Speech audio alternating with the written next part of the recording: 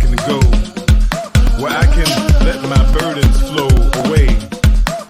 It's a place where I can pray to the music night and day. The dance floor is an altar. Take worries there. Lay burdens down, get healed, offer prayers, release all cares. No air, no pretense. We intense with intent to flow with spirit guides. Music makes us more alive. In this United Nations, we protected from the dark. This be our Noah's Ark. We shuffle 2 by 2, hurdle in prayer circles, anointed by the beat and treble. This where our feet settle, arms stretch, the affective inspiration by the DJ, anointment. Find a space made just for our feet where we release in this dimly lit sanctuary. Lights, prism, and circular motion. Rhythm in the dark is our light, sweat our lotion. Dance is revival, prayer among the reasons we come. Meditate, clap hands, quake like mountains, breathe like sky, scream and shout like stars crying for recognition. House ain't dead, house is religion.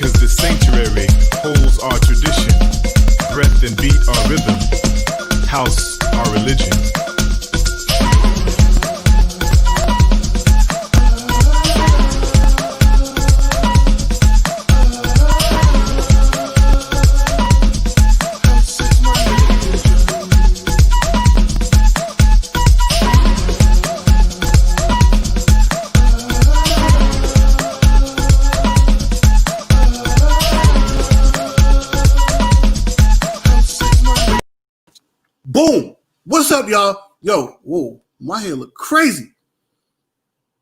It's okay. It's all right. My hair, yo, I didn't even look at that before I started. Oh my goodness. Wait. Yeah. I don't know. I'm just gonna leave it like that. Okay. Anyway, what's going on, y'all? It's your boy Dellz. This is Facebook Live with Dellz. Okay. And we have a really good Facebook Live today. I have 2 of my good people that are going to come on today and chit chat with me. Like I tell them all the time, we just sitting in the living room talking about issues, okay, things that are going on. And so, you know, to date, I've been talking about COVID-19 and its effect that it's had on everybody. If you are alive and breathing, COVID-19 has affected you in some way, shape, or form, okay?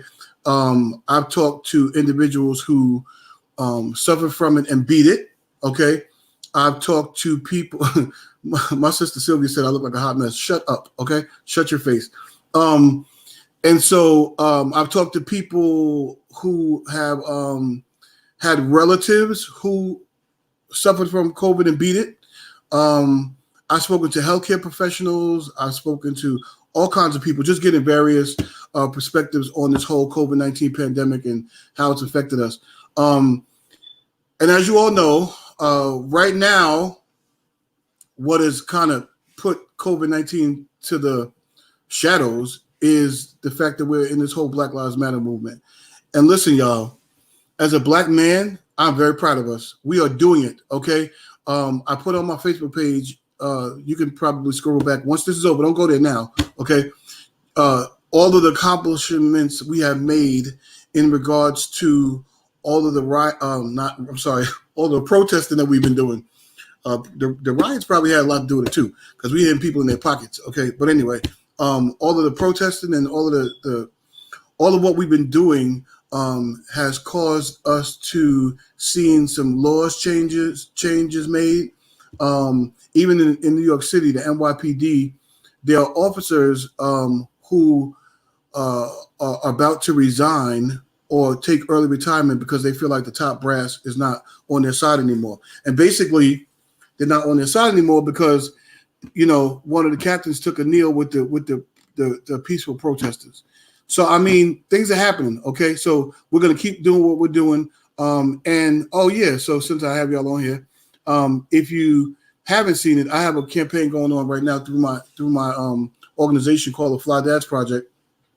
As a matter of fact, I can just put it up so that there'll be no discrepancies, okay? But I have a campaign going on in regards to dads.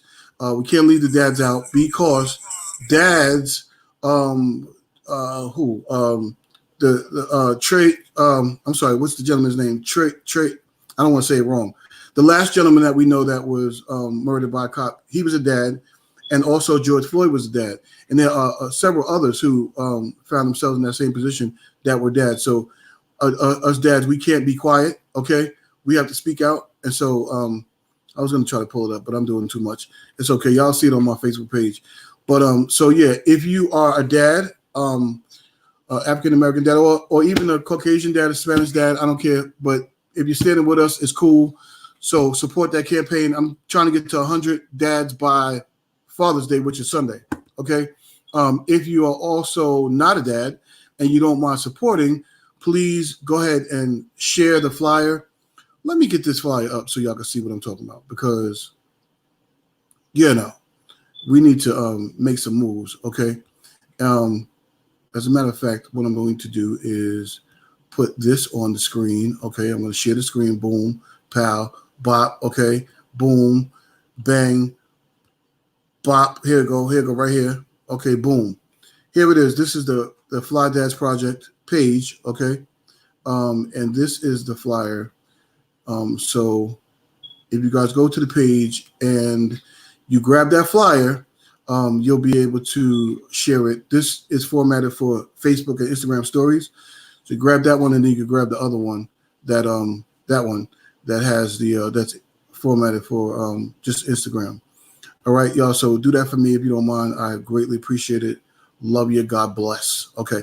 So my first people's, I don't want to call them guests because this is not a show. I told y'all this ain't no show. Okay. But the first individual who I have to come on is a good friend of mine named Camille. And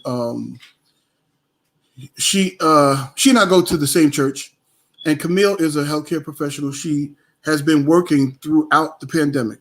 She didn't, work from home like I did. She didn't get furloughed, thank God. Okay.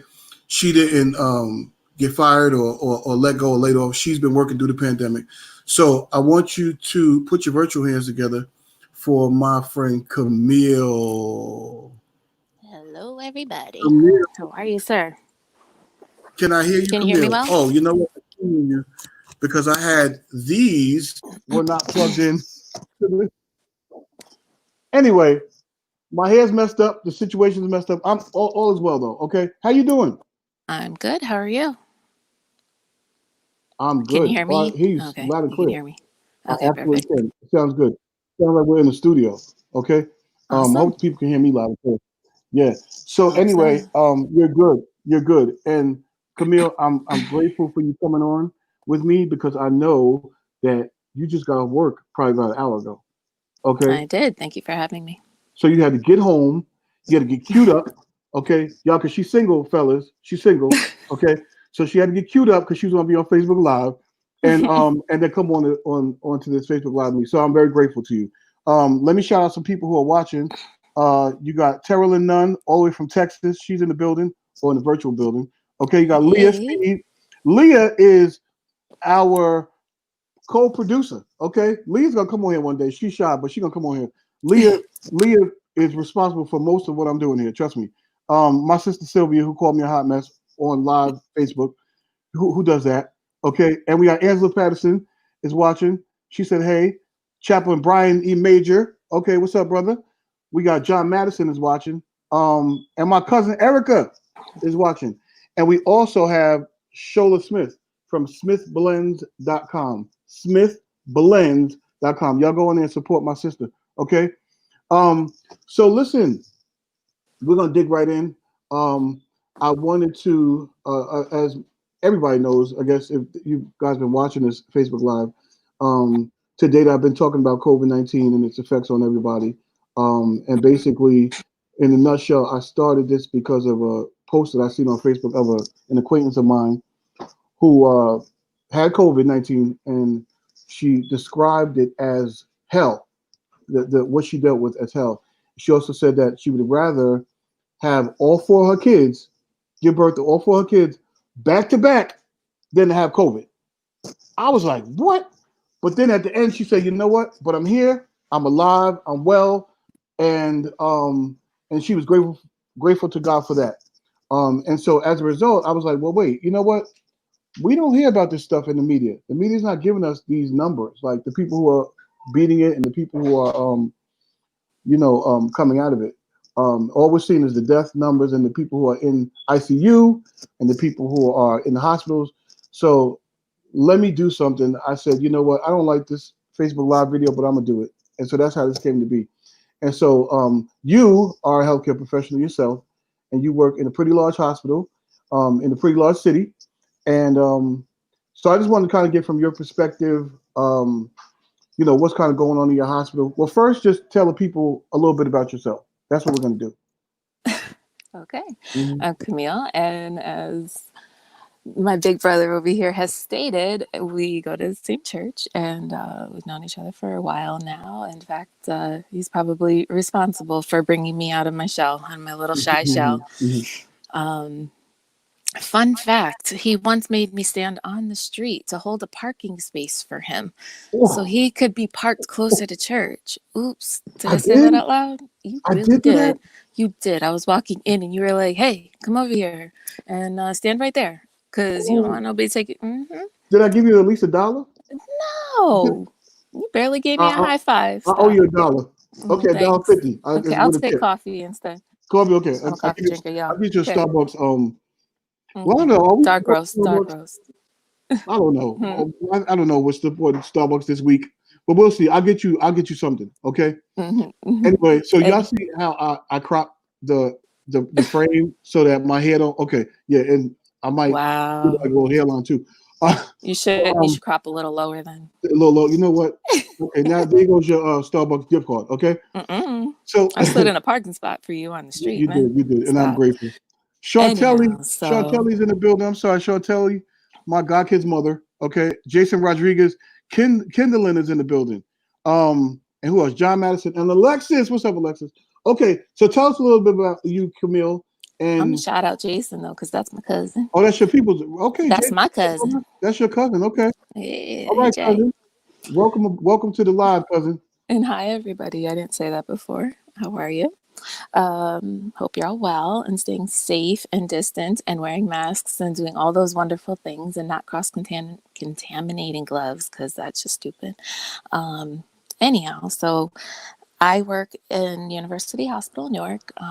I don't mind saying because, I have nothing to hide. Mm-hmm. I'm a secretary. I've been a medical secretary since I was 19, so for about 20 years now, and I'm young, so hey. Um, I work in cardiology, and this experience has just been a very bizarre experience, an Mm-hmm. unreal experience. I have definitely learned a lot. I have gone through the moments of pure anxiety, pure fear, Mm-hmm. pure joy, even. I've come out of this, not come out because we're still kind of in it, it's still our Mm-hmm. reality. I've come to this end of it, let's put it that way. Um, Changed in my mindset towards people, towards Mm-hmm. how, we handle things in view of disease, in view of how we treat each other, in view of gratitude, Mm-hmm. fortitude, the whole nine. Mm-hmm. Um, I've mostly been separated from a lot of the, quote unquote action. However, in the thick of things, we had so few employees at one point that we had travel nurses coming in from around the country. We had the Army come in because we just didn't have enough employees all the way around. That's how many people got sick. We lost two people in cardiology, one of our doctors and one of our EKG techs.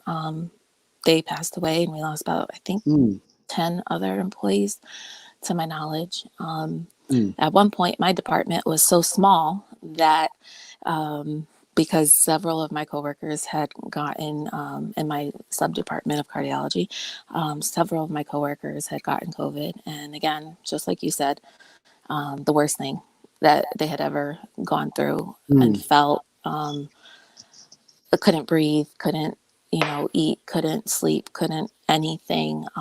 Thankfully, they've all come through, but they've, each of them has personally lost, family members and Mm-hmm. friends. I've lost nobody particularly too close to me or anything, Mm-hmm. but it's something that wears on you. But during that time, before everybody in my department started getting sicker, not everybody, but So wait, the pause, stations, Camille. I'm sorry to cut you off. You said you lost 10 staff members, to your knowledge. 10 to 12, yeah. I Ooh. can't, and I'm not the exact number right now. Mm-hmm. Um, our one EKG tech, actually, she was the first one who passed away as an employee, and I miss her spunky voice. We weren't close by any stretch of the word or Mm-hmm. anything. Mm-hmm. However, she was somebody I spoke to on the phone quite a bit, and I was always jealous of her spunk, of her confidence.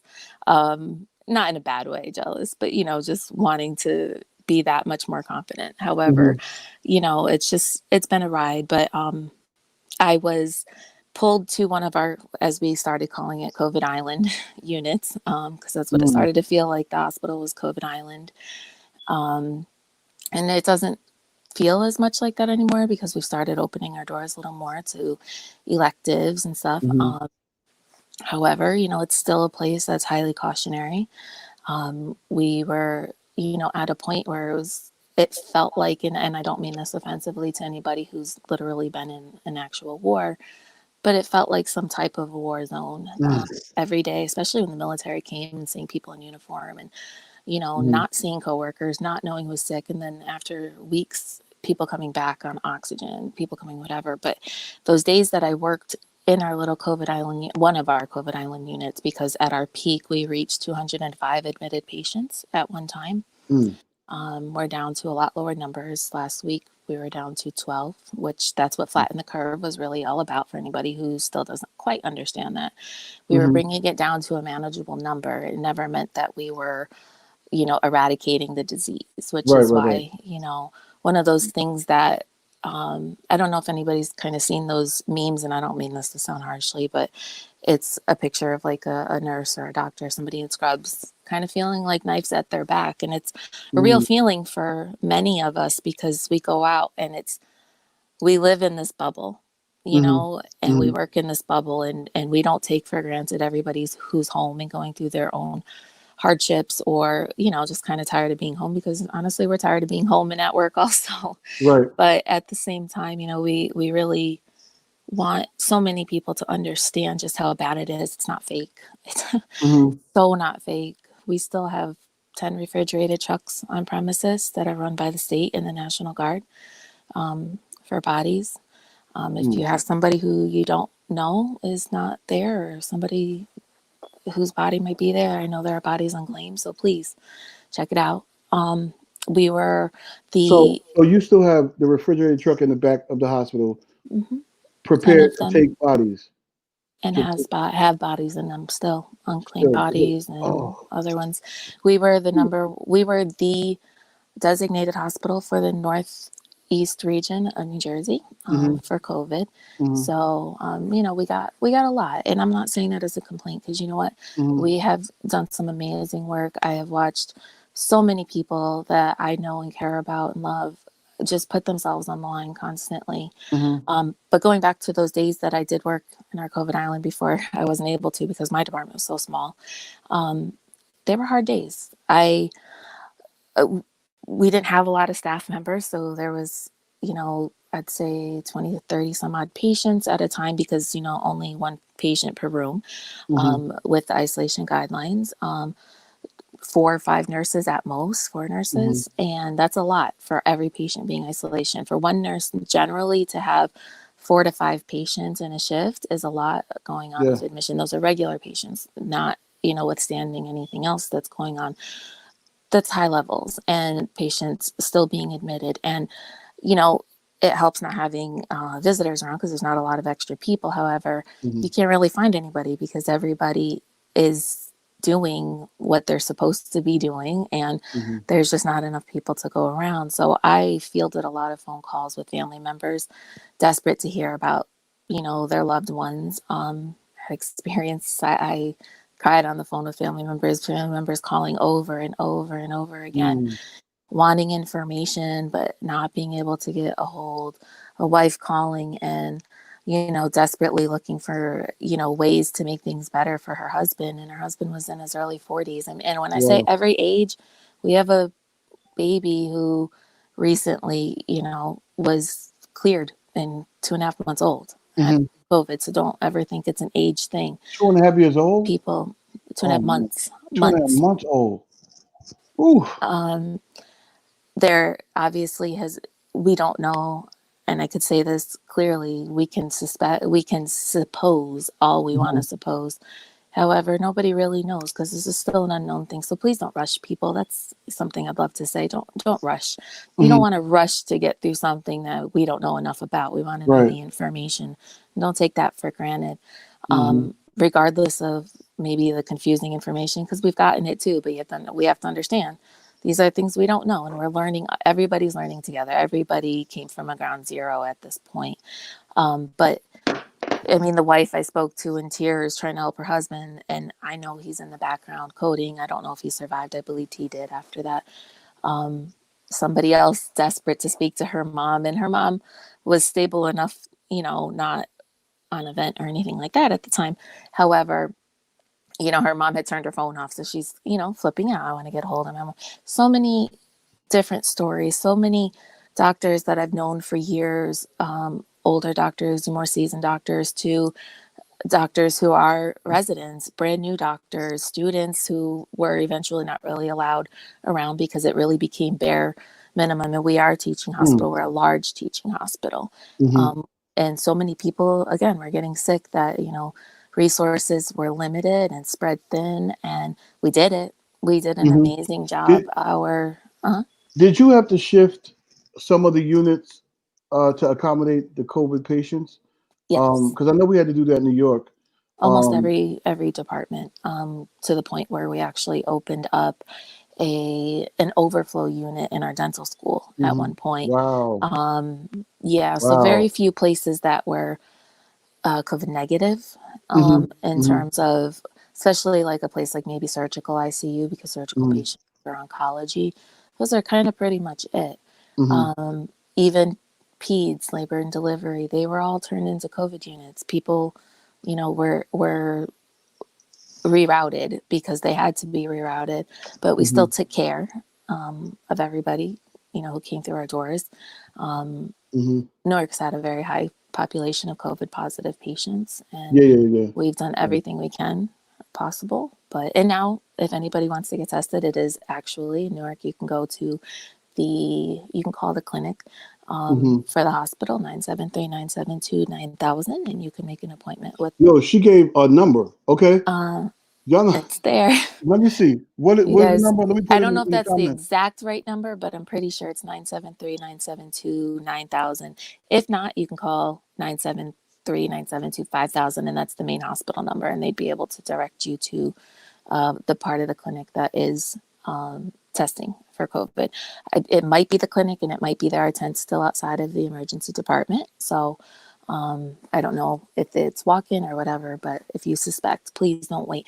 And also don't wait. If you have a medical emergency, if you break something, if you having chest pain, you can't breathe, go. I was personally in the hospital a week and a half ago, and I was Mhm. having an asthma attack, and I was terrified to go downstairs. I was I'm at work, sure. and they were I'm sure. forcing And me to that's go your job. downstairs. And that's my That's your job. job, And I right? know the precautions we take. I mean, our new fashion is they we all spend so much money now. It's so bad. We're all buying masks and hair Mm-hmm. covers and everything else, to cover over what we already have, because we all Mm-hmm. want to be extra safe. I mean, I don't have kids, but so many of my coworkers do, and they're terrified to take it home to their kids. I'm terrified to take it to my parents, my Yeah. family. So, these are all very real things for us. Wait, Camille, you said 972, 973, 972, 5000. Is the main hospital. Okay. 9,000 is the clinic. I'm just not exactly 100% sure. There might Nine, actually be a better number. I'll nine. figure that Okay, out. so let's do 5,000. Okay. For Sure. testing in Newark, New Jersey in the vicinity. Yeah. There you go. Okay, so you all right, so this is good, Camille. Because you're giving us the real inside scoop of what was going on in the hospital. I mean, we've seen so many images on the internet, on social media, um, bodies in body bags in offices. We seen so it was the media inundated us with negative images of what was going on. How did you, as a healthcare worker, going to work every single day, okay, seeing everything that was going on? How did you keep hope? What did you do to keep your joy? You know what I mean? What did you do to keep from not getting depressed or extremely anxious? And, what did you do? Um, what did you do? I've had those moments. I've cried a Hmm. lot. Hmm. This it was like kind of a roller coaster of emotions in a lot of ways. Um, at first you're kind of in the honeymoon period of kind of Hmm. like there's that underlying fear, but at the same time, let's do this. And then it's like little by little, our numbers literally were doubling every day. We spiked fairly quickly over just a couple Hmm. of weeks. We Hmm. went from 0 to 1 to 2 to 5 to 12. And, it's funny because now we're down to a lower number. And those were the numbers we were freaking out at the beginning. So, it's funny how things go. But, you know, I prayed a lot. I cried a lot. Hmm. Hmm. I was determined to help, though. That was my mindset. Hmm. Um, I know that walking into a hospital at any given time, I've been doing this for, like I said, so many years, for most of my adult life. And you have to walk in with the idea, with the knowledge, the thought process, the commitment that you're there to help somebody else. Hmm. You're there to help your community. You're there to help who's might be your mother, your father, your brother, your sister, your cousin, whoever, who's the most important person in your life. You have to look Hmm. at each person as that person, Right, and you right, have to right. treat each person with dignity and respect. And the thing is we talk about these things. You're prepared, you're prepared for, hey, we could call a disaster code at any minute. Hmm. And you don't know how things, I mean, I was working during 9/11 in a hospital, and to come to this end, you know, how many years later, 19 years later that Hmm. we're at, Wow. and almost 19 years. Hmm. And we've gone through a lot since then. I mean, I've been through Ebola, I've been through all these things, through H1N1, through everything. And there's a fear, but this was like this whole new world. Hmm. And we learned to talk to each other about it. We learn to recognize each other by the top of our face, because this is about all you're seeing is each Right. other's Right. forehead and Hmm. eyes. And it's bad when people start looking alike, because you're like, who are you? Hmm. You're doing a lot of this kind of sneaking around and looking and learning people's faces again when you see them Hmm. without a mask on at a distance. Like, there's things that you can laugh about. I mean, we all laughed at the memes also in the beginning, and over Hmm. time they start to not be as funny, because you're like, oh, I get it now. Hmm. I get that Oh, person who was on the train with like a milk jug over their face because they were right. terrified. You get it. You get it after a while, because you're like, I'm kind of there too. Did anybody Um, do TikToks? to my Any knowledge, extent? no. We definitely watched them and had plans to, but Oh my God. who had the oxygen? I mean, listen, we're Right. wearing Right. we're wearing masks, Hmm. whether N95 or surgical mask or whatever, we're wearing them all day long. So Hmm. everybody's wearing them 50, 60 hours a week, Hmm. notwithstanding those who work longer shifts Right. Right. and Right. are Right. working doubles, work in other hospitals. A lot of nurses and doctors work in multiple places. Hmm. So you have to take that into consideration also. Have our own families to take care of. Right. Trying to find toilet paper, or go to the grocery store, get into Walmart, get into ShopRite, get into anywhere. And it's like, I can't, because, there's a time limit on these Hmm. things. And, it, there's a lot of, there are a lot of ways that we can look at it, talk about it, Hmm. see it. We had to laugh through it. We had to talk You to know each what? other. I don't even know what the toilet paper was about. That What, doesn't make any I sense, don't know by what the the way. toilet paper was about. I mean, there is one symptom that comes with COVID that wouldn't you would need And toilet that paper was for. actually, and we did not But know that at first, and that's actually a pretty major exactly, symptom. that's what I'm saying. What we didn't even know that, so I don't know what was up with the toilet paper and the paper towels. But I know there wasn't any when I went to Walmart. The first time I went to Walmart, and thank God I didn't need any. But I'm saying, um, but listen, this is good. This is good stuff, Camille. This is really good stuff. You didn't happen to have anybody in your family that suffers from COVID, did you? Family or friends? Um, Let's my not give names and No, no, you know. my on my sister's side, yes, my sister, we suspect had Mhm, it, but she wasn't tested for it. mhm, mhm. But Because she's better now. my thought is, you know, having individuals in your family, or in your in a circle, and Hmm. then having to go to the hospital every day to see this must be like, it must be totally crazy. You know what I Oh mean? yeah. When my Um, sister got sick and she started being like more and more symptomatic, I was like, oh no.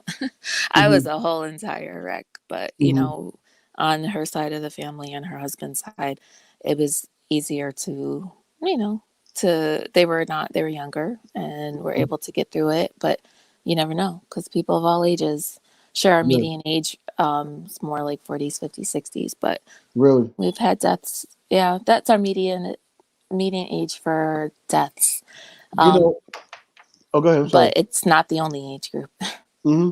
Well, so when they were talking about the age being like 40s and 50s, I Mhm. didn't worry because I'm only 27. So I I know. just yeah, I just And you'll never look a day older. and oh, you're too kind. You're too kind, and you Hmm. actually How attended many my years have you birthday. been 27 now? Listen, we're not gonna get into all that, okay? I'm Mm-hmm. 27, and that's all I'm everybody. 27 too. Good, then we both 27. Staying there. Twinsies, Hmm. okay? Twinsies. All right. Yeah, exactly. Uh-huh. So listen, 27. Pastor, Stay stay. Oh, I'm gonna be 27 till I die. Okay, y'all think I'm until playing? I die. Tw- It'll be a long time, at least another 100 years. exactly. Pastor Jonathan Lee said, Camille, thank you for doing the hard work you're doing for caring for our COVID-19 patients. Thank you, That's Pastor. very kind to him. Um, and there's some He's other a pretty people. kind guy. Yeah, he's a very kind guy. I've been knowing him for years. He's never changed. Never. Um, Shirley Finesse Valentine is in the building. Who else? Griselle from Philadelphia is in the building. That's my sister from Philly. Evangelist Beverly Bell Smith is in the building. Okay. Charlene McCormick. Hey, Charlene McCormick. Darla McGill. Kindle said, I'm still trying to figure out the toilet paper and tissue thing.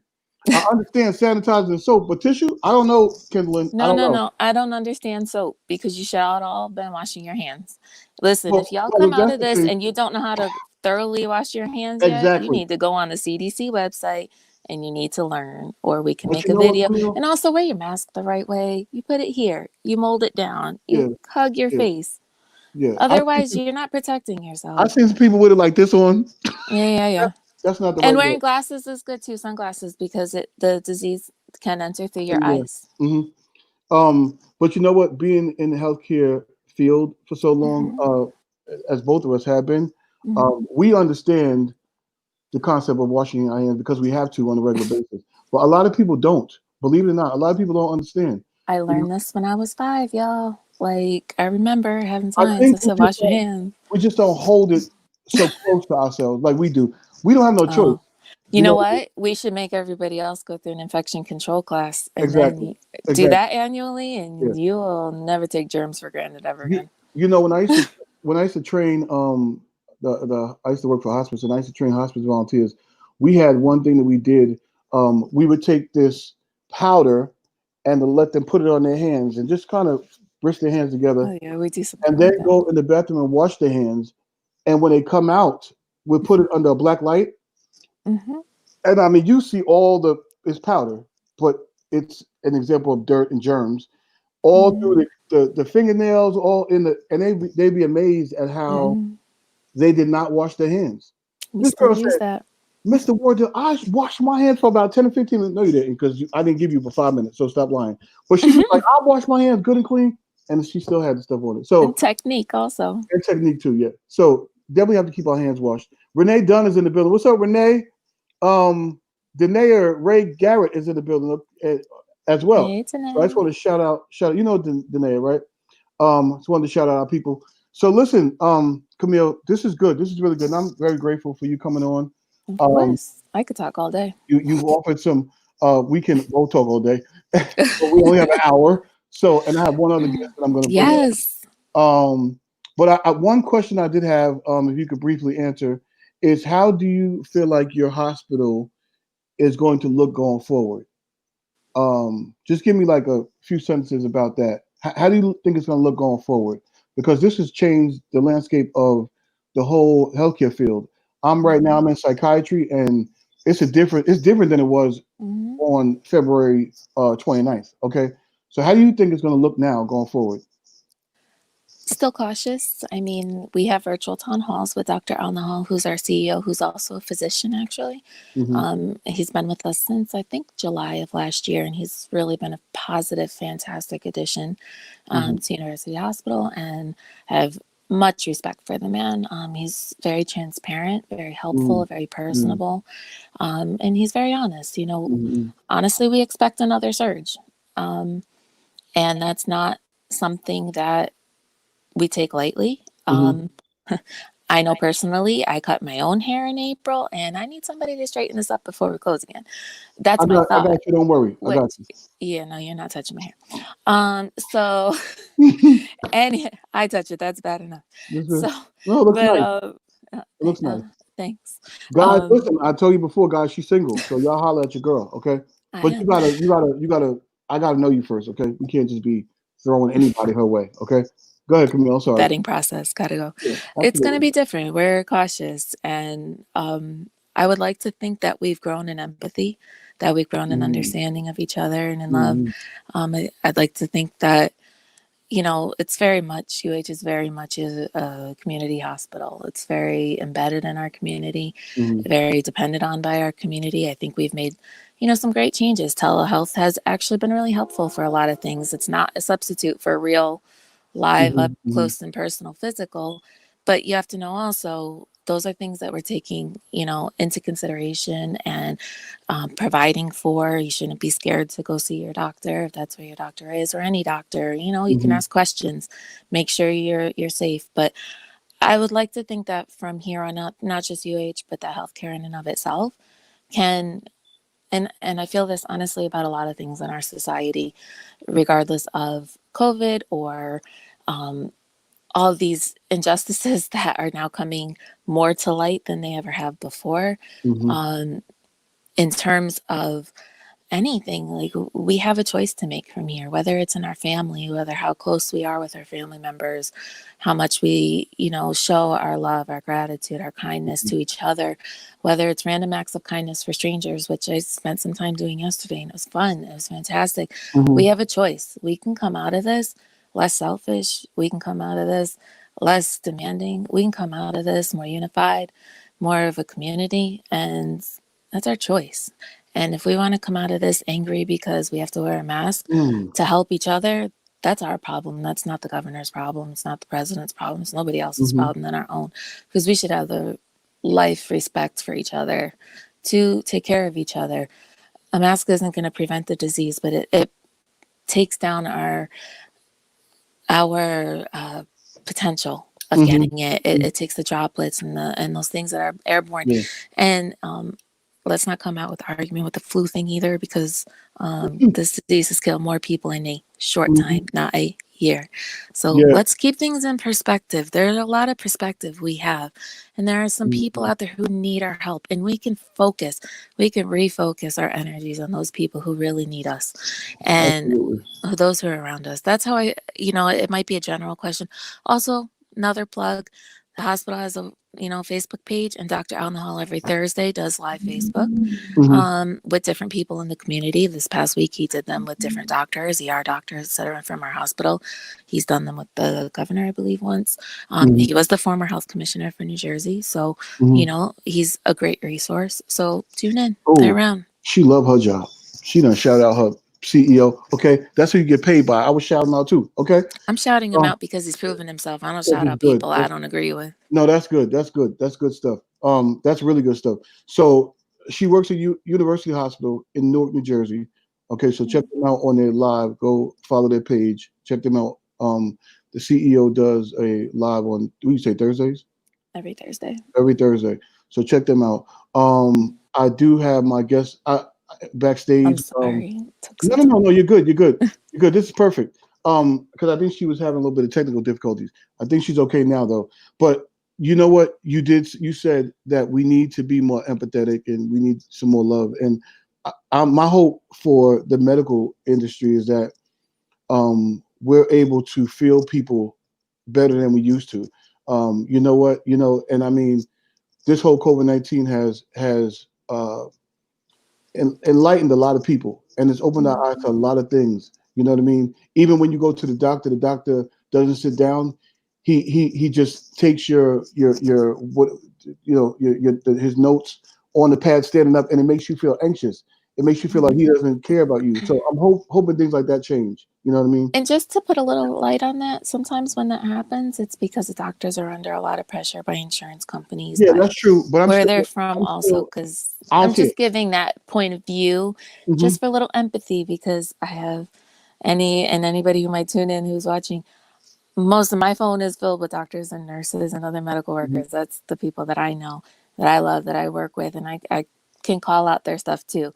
And no problem. They know me. I'm not a quiet person, but I'm a respectful person. And at the same time, I wish I could go the empathy towards healthcare workers too, because towards doctors, nurses, they see a whole lot you'll never understand. No, we do. I was just saying, like, little things like that. Hopefully mindset change. You know what I mean? Like, of course. And they do need to. They do need to. At the end of the day, we are serving our community and we're serving sick individuals. So we want to make sure that they feel that empathy and not just see it. Don't be scared to ask your doctors questions. Tell them to slow down, talk, ask. Oh, I do all the time. Trust me. I'm giving you a good copay. Okay. Everybody. Well, listen, Camille, we're gonna transition. Now, listen, you do not have to leave. Okay. You don't have to go unless you gotta go make your dinner or something. You can stay. But I'm gonna bring my next guest in. This is one of my homies. She's good friends with my entire family. I love her to death. And I asked her to come on, and she said yes. So I'm very grateful to her because she, in the situation that we're in right now, which I'll share with in a moment, it's very tricky. Okay. And so for her to say yes, I'm very grateful for her. But to transition, I've been to date, I've been talking about COVID and how it's affected us. And I would be remiss. I'm so church. I've been in church too long. Remiss is a church word. I would be remiss if I did not talk about this whole Black Lives Matter movement that's going on right now. So I figured I would just drop that into here. And who better to talk about to it than a police officer? Okay, so I need you guys to put your virtual hands together for my friend, my sister, my homie, Aisha.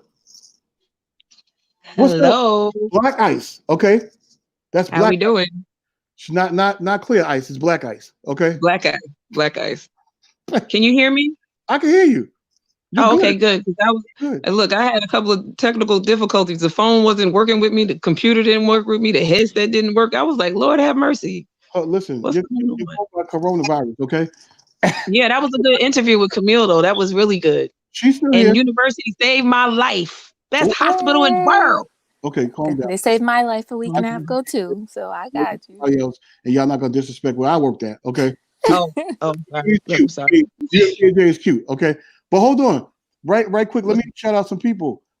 Maggie from Staten Island is in the building. Okay. Hey, Maggie. Wanda from New York is in the building. Lita Coley Cox is in the building. Okay. Lita is what do you call them? She's a baker, and she has a booth. Listen, y'all, she has a booth in Woodbridge Mall. You always talk about food. I love it. That's why I'm fat.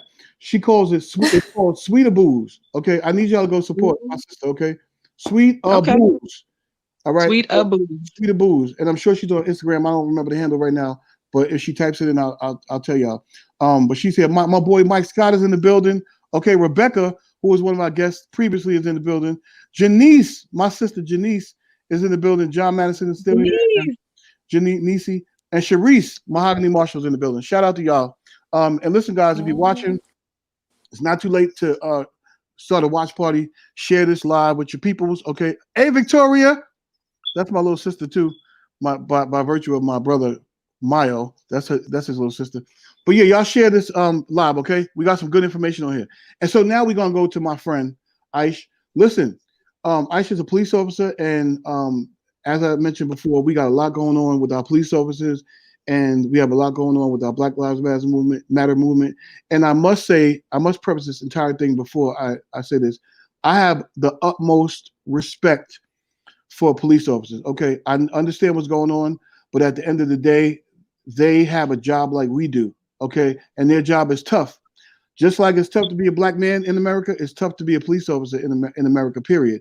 Whether we're talking about outside of this Black Lives Matter movement or inside, it's tough to be a police officer. I have family members who are cops. I have friends, obviously, who are cops. I have acquaintances who are cops on all levels, detectives, sergeants, colonels in the county police, the city police, municipality police, NYPD in other states. So I respect police, okay? I need to preface that. I don't care what y'all say. I have the utmost respect for police, just like I have the utmost respect for my fellow black man, okay? But we got a crisis that we're dealing with, and I asked my sister to come on and just chop it up with me about it. Okay, so I tell us a little bit about you, and then we'll dig into the rest of it. Oh, okay. I have 17 years law enforcement experience. I started out in corrections, and then from corrections, I worked with the Newark Police Department, and then I moved on to the Elizabeth Police Department, where I've recently retired because of an injury that I sustained where University Hospital put me back together again. Okay. So prior to that, I was a patrol officer, and I worked in patrol, and basically got a lot of my experience from being in patrol. So I wasn't really behind the desk, but I was out on the street. Good. So you're retired. Yes, I recently retired. So that's good because your perspective is kind of like right now is kind of like an outsider as well. Just right now, but you've had the 17 years of being in law enforcement, so you understand all of the training. You understand what's legitimate and what's not, what you're to do and what you're not to do. And I know you personally, so I know you're a good cop. Thank God you ain't have to stop me, okay? Or put me in jail, all right? But no, look, I probably wouldn't have did it anyway. You probably wouldn't have broke the law like that. I would. Well, listen. Okay, I'm saved. Okay. Wait, did you hear me say to everybody he made me stand in the street to hold a parking spot? That's gotta be against the law. There's nothing against that. That's just holding a spot for a friend. Or my stupidity. Yeah. She trying to get me arrested 4 years later. No, Camille. No, I need to stay out of jail. Me and Bubba don't get along. Okay. And I actually worked at the prison for 3 years, East Jersey prison, and I don't want to go back as an inmate. Trust me. Okay. So anyway, with my late father-in-law, right? Absolutely. But yes, salute to Chapel Mrs. McClendon. Yep. Chaplain McClendon, who was amazing chaplain at the facility, and I watched him daily do his thing with those inmates. A lot of them, got saved under him. A lot of them, Yeah, definitely looked up to him and everything. looked up to him, and a lot of shout out to Chaplain McClendon.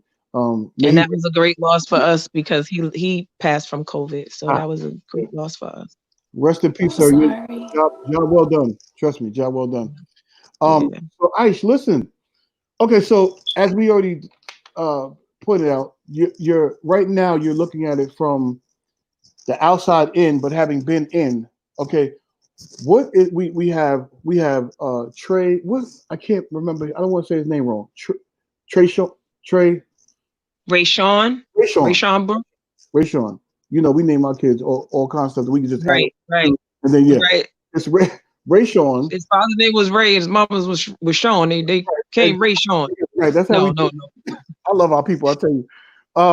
So Rayshawn. Okay, we have Rayshawn more recently, and we had George Floyd and a host of others, unfortunately, that have died at the hands of Aubrey and he wasn't a cop, but there's just too many. Okay, and clearly we're fed up with this whole thing, and as you can see in the streets, what we're doing with this whole movement.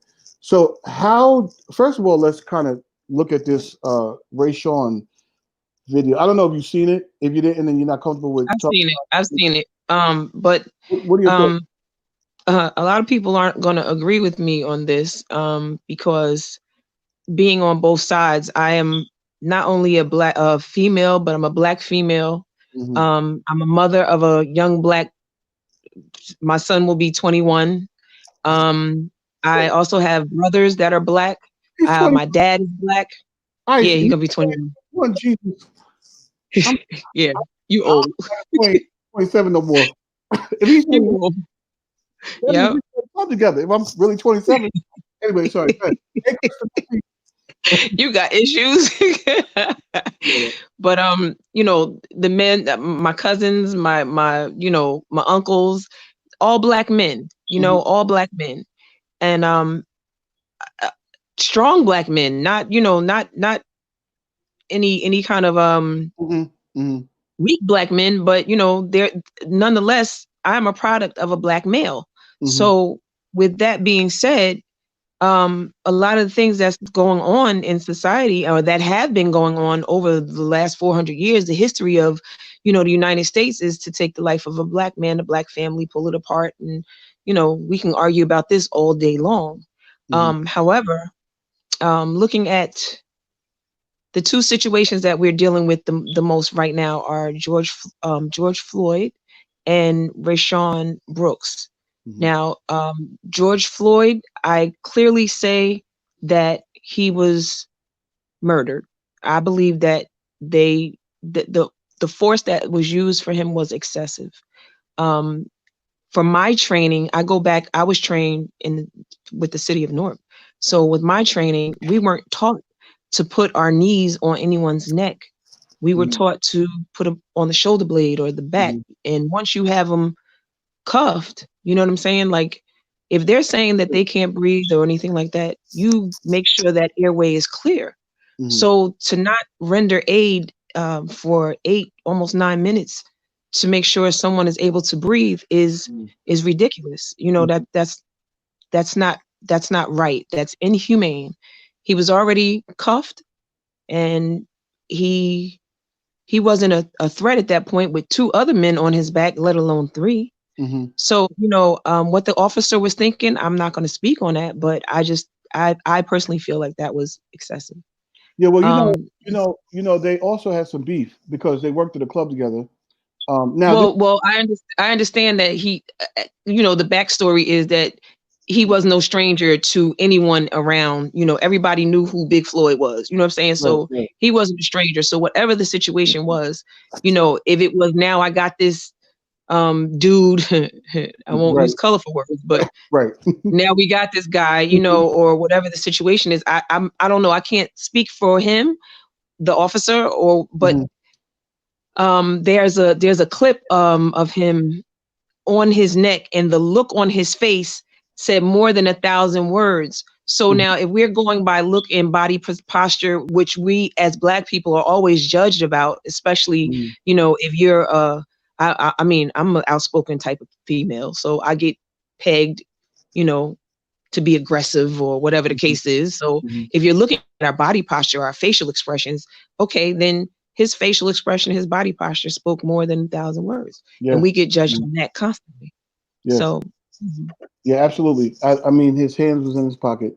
He looked like he was resting, relaxing on his knee. chilling, Like, bouncing, like, and right. be hanging out, you But know. the backstory is, and it's alleged, I don't really know if it's whole true or not, but again, they said they used to work at a club together and they had some beef in the club. And then this particular officer also had some background in being excessive with African Americans, period. So my thing is like this.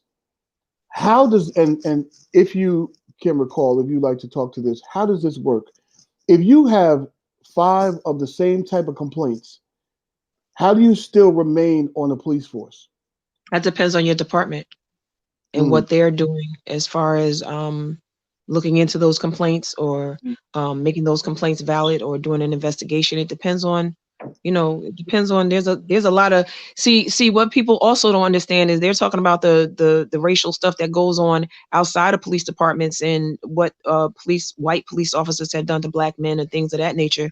But they don't talk about what goes on inside police departments. You know, they're inside, they have their own culture of, you know, racism or singling people out or making people feel a particular way or whether you're weak or strong or whatever. Wow. There's a whole buildup of all of that. So now you get pressure on your back from your colleagues. Now you got to go on the street and perform, and you can't look like a punk when you go out on the street. You know what I'm saying? So there's a number of pressures. Why you think, you know, officers take their lives? You know what I'm saying? Like, this is a whole other culture. We talk about one aspect of it, and that's you know, the racial tension. But there's racial tension all over. Yeah, that internal racial tension. You know, I have a friend who was a state trooper in a particular state. Okay, I won't name the state. And this was some years ago. And there was some internal racism going on to the point where the officers couldn't, I guess they were taking the sergeant test and they weren't getting, I don't know what, they weren't getting promoted, like that. And it was clear that it was because of their race. Of the color. So they ended up suing the state and they won. So that internal culture of racism and other isms in the police department is sexism. Don't forget that. That I was about to say, and you being a female, I'm a double, triple threat, whatever you want to call it. I'm Black, loud, and female. Right. So, right. Yeah, that makes, you know what I mean? I don't know how you made it. I don't even know how you made know it. What I'm saying? Okay. Like, woo! But yeah, that culture is real, and I actually have some, like I said, I have a number of police officers that I know, and I talk to them about it, and it's true.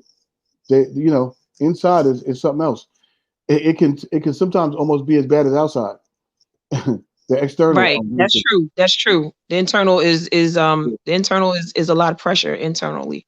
But you also asked me about Rayshon Brooks and that shooting. Yeah.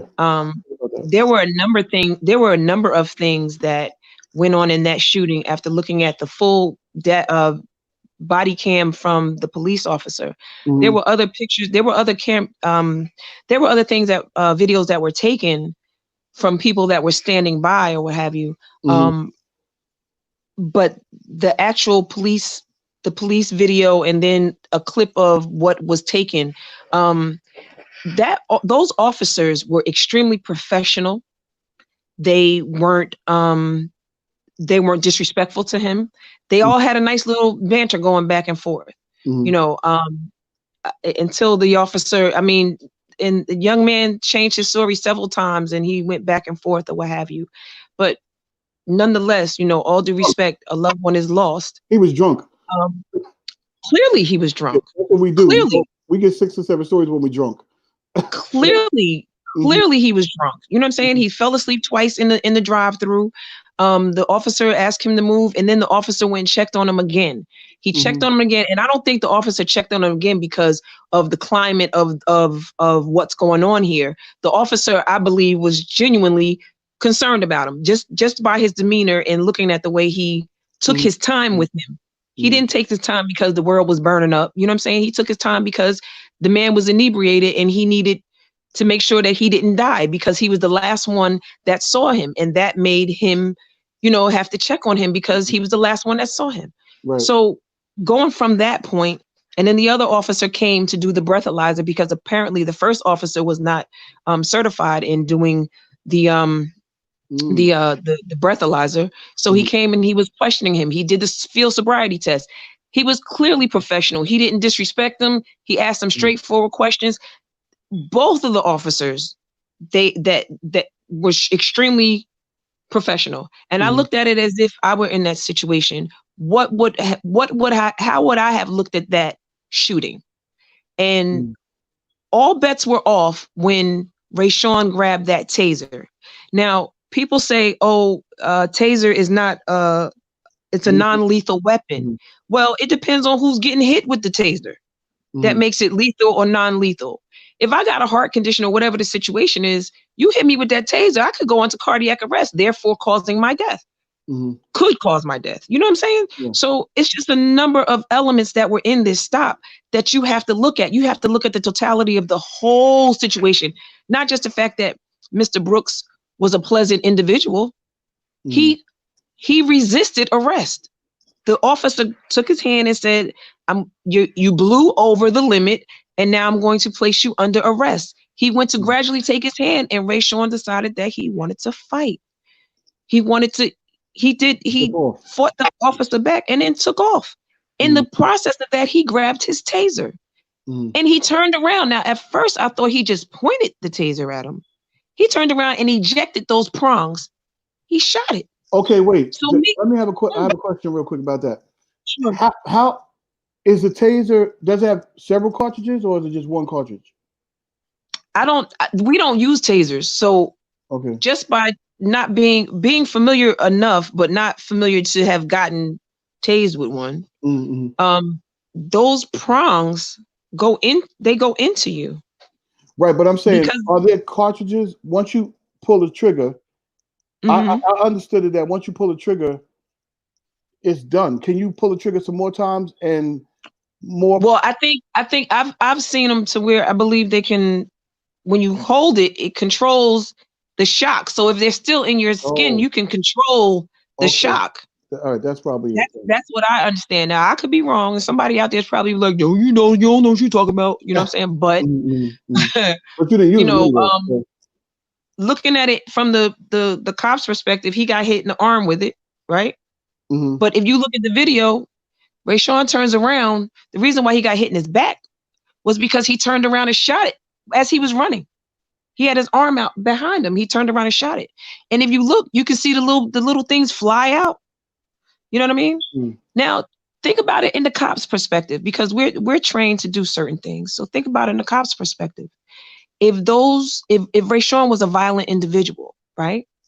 And now he grabs another one of my weapons, another one of my things that I use to effect the arrest,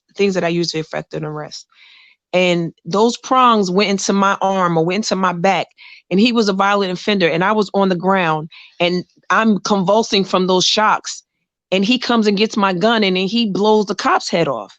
So now that's how the cop might be looking at it. So they're saying, oh, well, he just shot him in cold blood. He was a non-lethal. He used that taser as a weapon to stop the cop. It just so happened that these cops were white. So now if the cops were black, would we be having the same conversation? Because the point was, at the time that he resisted, he was breaking the law. So once he started to resist, and then he grabbed the taser. So now what am I supposed to do as an officer? Am I supposed to let you tase me and then render me totally ineffective because you might be able to shoot me in the head? Or am I supposed to, what am I supposed to do at that point? Somebody tell me. Okay, so there's a few things here, okay? Right. And this is why I'm glad that I have my friends on here, because I can talk to my friends, okay? So a few things. One is, he if I'm not mistaken, he wasn't parked when the cops pulled up. He He was was parked in in the the, he was driveway parked he was blocking. parked in the drive-through line. Okay, He had put his car in park and everybody started going around him. okay. So I guess it's at the point of having keys that can control the car is when you're in possession or operation of a If car. you have possession and control of the vehicle, if you can control the vehicle and you're behind the wheel, like that in itself would be enough in some states to arrest him. I'm not sure what Atlanta's rules are, Okay, but in some states that would be enough to arrest him because he has control of the car.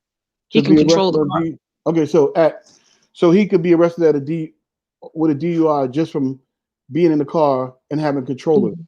Okay, so that's another perspective because some people were saying like he wasn't driving, so the cop didn't see him driving. So how could you arrest him for a DUI? He You was know what I behind mean? the driver's seat. Yeah. How did he get there? That's what the officer asked him. The officer said, "How did you get here?" He said he parked the car in the parking space. He parked the car in the parking space after the officer woke him up twice and told him to move. Mm, He told him to move. He said, "Come on, man," and he was really nice about it.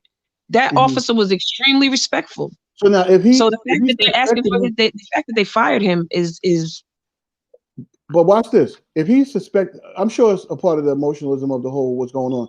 But hold on, there's a whole bunch of things going on here. So yes. if he suspected that he was drunk when he or he should have suspected he was drunk when he was parked in the driveway of a fast food restaurant. Well, he wasn't I, sure at that point. but He something was. was I wrong don't think he was because sure the at that man was point that he was asleep. drinking. Whether he was Did he? drunk, asleep, or whatever, he still asked him to move the car. So Right. at that point, it's like, what? Why would a cop ask somebody who seems to be impaired to move a car? That's just one thing. I just didn't understand that. But okay, so when he gets him Right. to park, he puts the car there, and he gets out the car. Clearly, the man's drunk. Anybody could tell he was drunk. The slurred speech, probably his eyes were dilated. It's all cops are trained and all of that.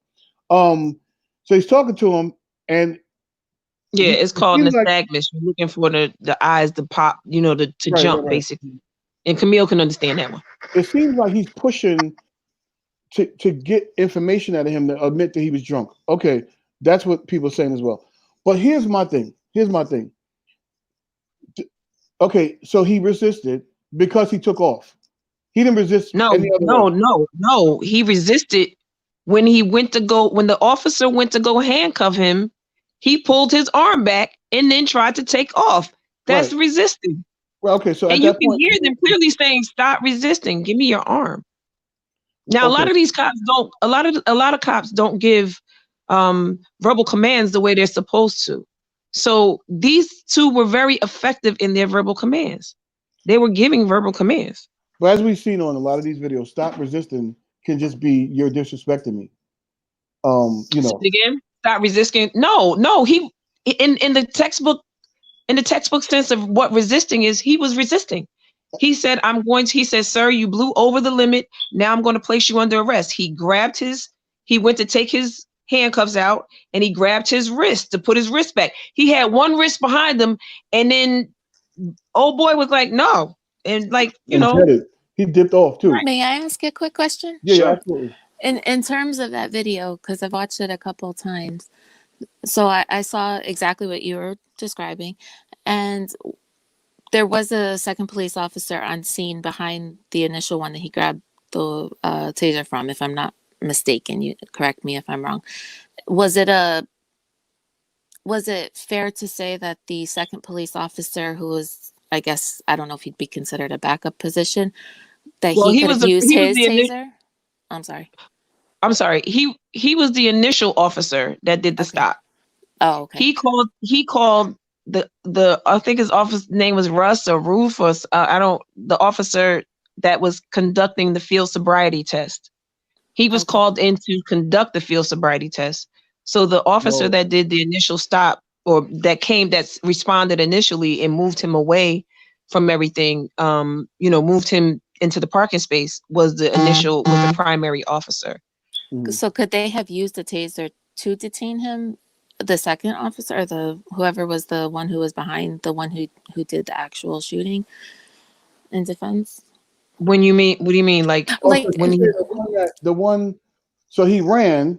so because I saw Yeah. what you're describing, and when he ran and he turned to shoot the taser at the police Mhm. officer, it looked like there was a police officer behind that police officer.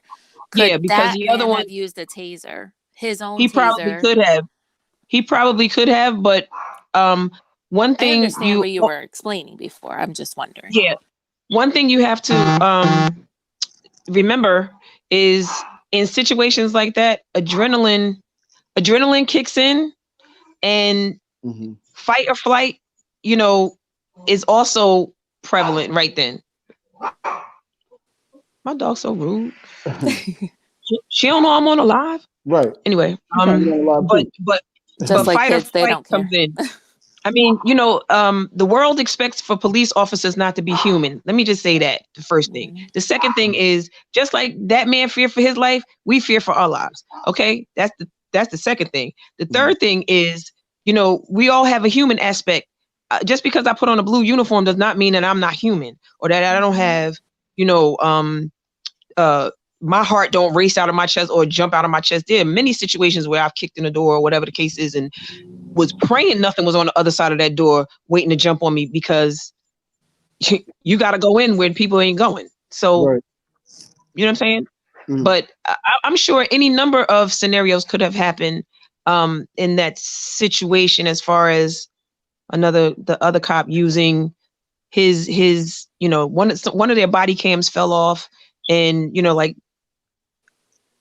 he was so far away from him, and then, you know, like, certain things you revert back to certain training. So I don't know what Atlanta trains their officers to do, but for a situation is just say, you would think somebody would say, oh, somebody has a knife. Um, if somebody pulled a knife on you as an officer, would you shoot them? Yes, because the response time is a shorter window to stab me than it is to shoot me.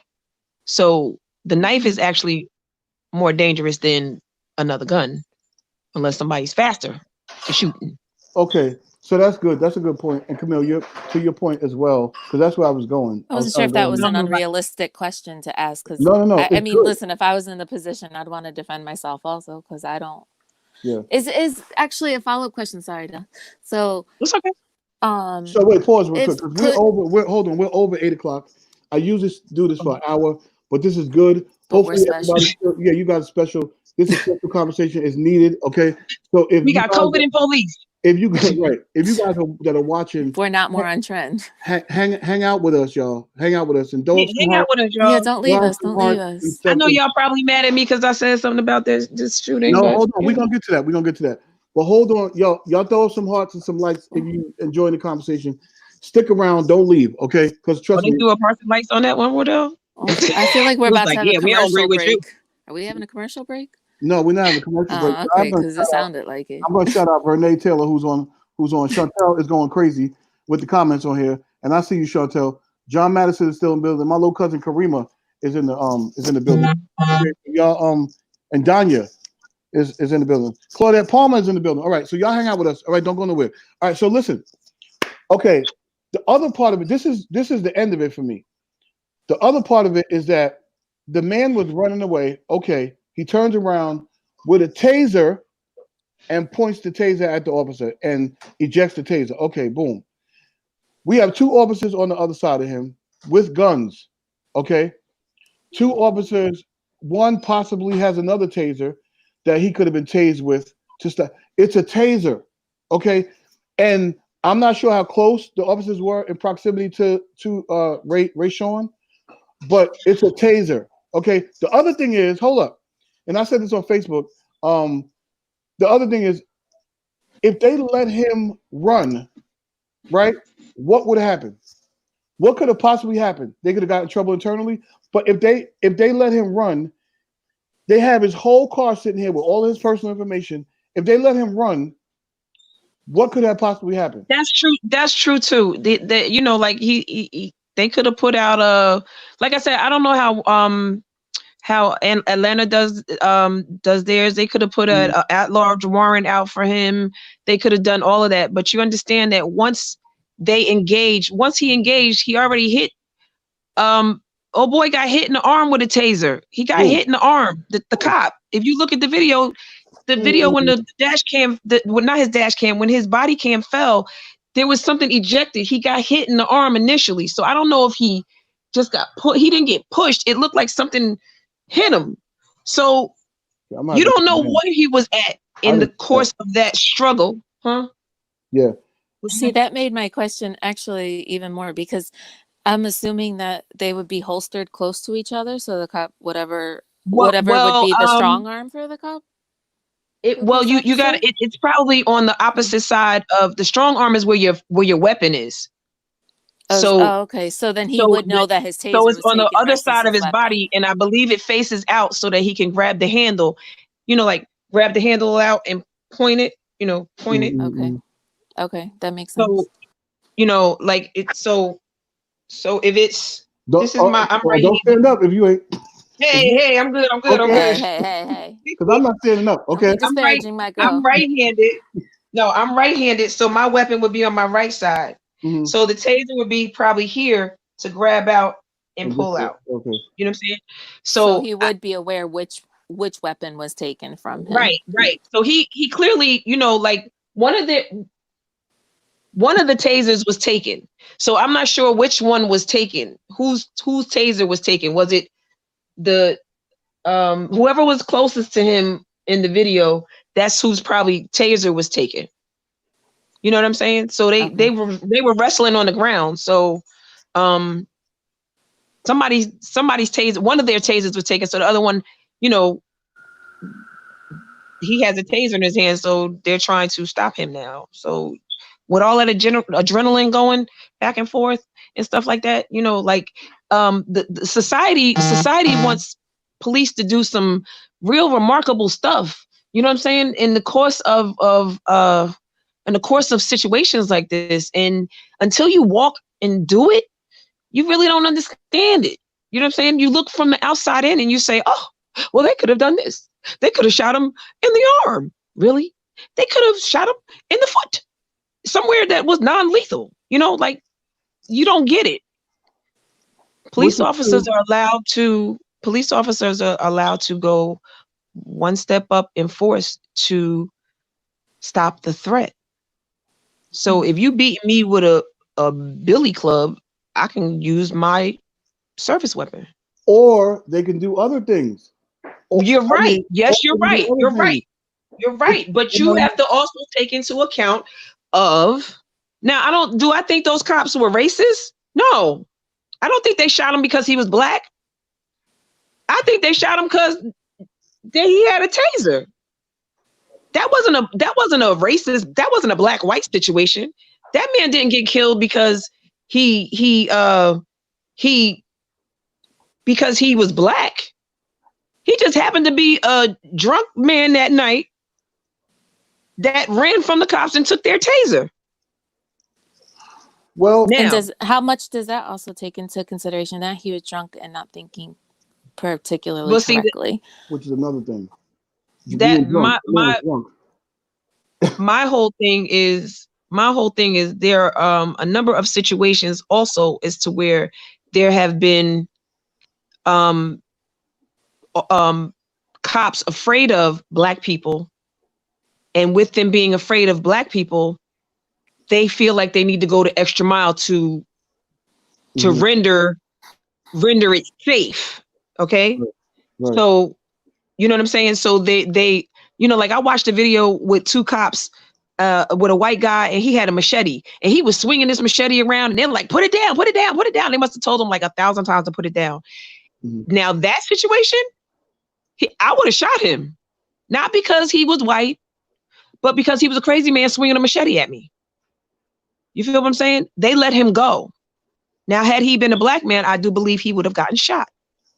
Okay, so all right, that's a good point. You know what I'm saying? Like I seen. So I'm a avid watcher of a lot of police shows. Now this is TV. It's partial reality. Well, it's mostly reality, but I'm a watcher. So and I I always pay attention to how police respond in certain situations. And of course, the cops show, which is canceled now because of all that's going on, but the cop show is not going to air anything that where anybody got shot and killed, okay, by a cop. They're not going to do No, that. because that's not what it is. It's television. It's Right. reality police TV. But there are situations where on that show where they have come close to a situation like that. And a lot of times the cops have proven that there's another route you can take, even in the heat of the moment, that may make more sense. The other thing is, like you said, those cops were very respectful, and they were. I have to say that they were respectful. We don't know what their background is in terms of black people or Hispanics or whatever minorities, but they seemed very respectful in the beginning. And of course, this was under a lot of pressure. They were under a lot of pressure in this situation. But They were under a lot of they were under a lot of pressure. But there's just variables to this one in particular that make me cringe. The fact that the man was drunk, the fact that the man ran away from them and they shot him, and the entry wound, I understand, was in the back. So it was in the back. You understand why it was in the back, right? It wasn't just because he ran and they shot him in the back. That wasn't the situation. He ran and shot the taser from behind. He ran and shot. He did this. He did one of those. That's why he got shot in the back. You do understand that, right? Of him hitting, going like it doesn't matter. What's the likelihood? You don't know. You don't know the variables until it happens. The fact that police have bulletproof vests on. What if they get hit in the arm? You're gonna. You ever heard of a having a bullet? No, you have. You probably haven't. There are crevices, and I'm sure, Camille, you work in the emergency room, or you work? No, she works on the I work in cardiology. Yeah. Oh, okay. All right. So, but you know, universities, GSW rate in the emergency room in university, we're all familiar with that. You know what I'm saying? Like I was a North cop, so we're all familiar with that. It's serious. There are times where you have your vest on, and you think you got your vest on, and you can get shot here. You can get shot in any of these crevices. You can get shot underneath. You can get shot and not know that you shot. Yeah, but we still talking about a taser, though. We're not talking about a bullet. We're talking about a taser. Okay, the taser. If the taser hit him in the arm, if the taser hit you, want to be electrocuted. You know how that feels. Well, as what I understand, I already gave you the scenario of why I felt like it could have been a justified shooting. Watch this. The departments that use tasers, I understand that they have to get tased, and the gas. We do get OC'd. Mm-hmm. We get OC'd, and we got to fight for our guns, and we get, we have to. When we get the OC, we have to fight for the weapon. Our weapon. We have to, like, if we fighting somebody, we have the baton. Our batons, we have to fight it like a dummy and hit them in the, Yeah, we gotta. I'm a little twisted about that part. Clearly, the cop wanted to kill George Floyd. That's clear. This one, I don't want to conclude that it's total racism. I don't want to conclude that. I don't think it was racism, because somewhere in now you got some guys that are real crafty with their racism, but they weren't out to be racist that night. They weren't out to do anything ill. And I've worked with some guys that are racist, and in your opinion, because we don't know their hearts. I don't know. Like I said, the reason why I believe he got shot was because it wasn't because he was black. It just happened to be during the tone of time when we're doing all of this. When America finally woke up, I think they tried to take the route. Why ain't nobody saying, why did this boy take his taser? Why nobody saying that? Because he's black and because the officer was the opposite color? Is that the only reason why you're saying why did he? Ain't nobody saying he didn't break the law. You know what I'm saying? Why nobody saying that? Broke the law. We know he broke the law. Okay, but if you know you broke the law, then right is right and wrong is wrong. You can't justify a right just because we're in the time frame of America realizing that we're black and we've been done wrong. Mm-hmm. Okay, this I don't believe was a case of racial. The man didn't get killed because he was black. Well, He just happened to be a black man that broke the law it's and very got shot. easy. It's very easy to slide this under the racial carpet, right? But Very, still, because even of the climate of what we're under right now, anything that happens is going to be right, scrutinized. there's It's somebody. just like the New York cop that pushed a woman in the street and she hit her head and she uh had the seizure and what have you. That was excessive. Okay, I She thought you were saying wasn't something else. black. No, she wasn't black, but You know what I'm saying? That was excessive. Why yeah. ain't the world screaming and hollering about that? Oh, they did. They did. I They said think it's You know fair what I'm to saying? say that some people who are given authority can abuse their power, You're very right. And like I regardless of said, their racial mindset. you're very right. I'm not going against, there is so much racism in this world, No, but but my whole thing. I'm sorry. Go ahead, Camille. it doesn't seem like a racial. I'll agree with you. It doesn't seem racially motivated. It's just in a bad time. But I have questions too. I have questions as to the amount of force, etc. But hearing your point of view, I think, is critical because Mhm, you're there, you're living, you've lived it, mhm. and I can imagine why you're saying. And like I said before, empathy is really key for us because I if agree I'm with in that. When that you said that, sentence, I agree with that. Humanity, a level of humanity and a level of empathy in these times right now is so key. And we've lost just it. we We've lost it in my a lot of ways because if one of us was in that situation, somebody broke into our home, if somebody tried to come at us, we're gonna fight it, and we don't have, yeah. most of us, the background that But you have. my But at the I same, there's a difference because obviously George Floyd was murdered because of who he was, because of the color of his skin. I'm sorry, that's how I see it. Whoever agrees with me, I don't I agree care. with you on that. But this one is a lot less clear cut. But I think to get we can't lose the fact that anybody in who's given authority can definitely abuse their power, whatever their motivation is. Mhm. But we're going to lose the My, message if we muddle the message of, we can't lose the message. We can't, because Mhm. Black Lives Matter. Speaking from the wholly mixed racial makeup that I am, my minority matters also. Mhm. Well, he was a little surprised earlier, a little bit mixed up there, but Mhm. but I've seen it in my own culture, in my own, Hispanic culture, my own Puerto Rican culture, Portuguese, Croatian also, but I see it and it's there and we have to stop it. It's a heart problem, but it's not, you know, we also have to hold those in authority, who are abusing power. We have to hold them accountable. And Absolutely. that's what it comes down to. We have to be empathetic. We can say whatever we want to say, but when we're really in a truly dangerous situation, we really don't know, Mhm. what we would do. But I think exactly. some things are a whole lot more clear cut because a picture can tell 1,000 words. But which words are they speaking? What message Yeah. are we getting out But there? see, Because we can't lose the message here. We just Mhm. can't. It's like too you're saying, important to lose. it's two things that I just want to say, Wardell.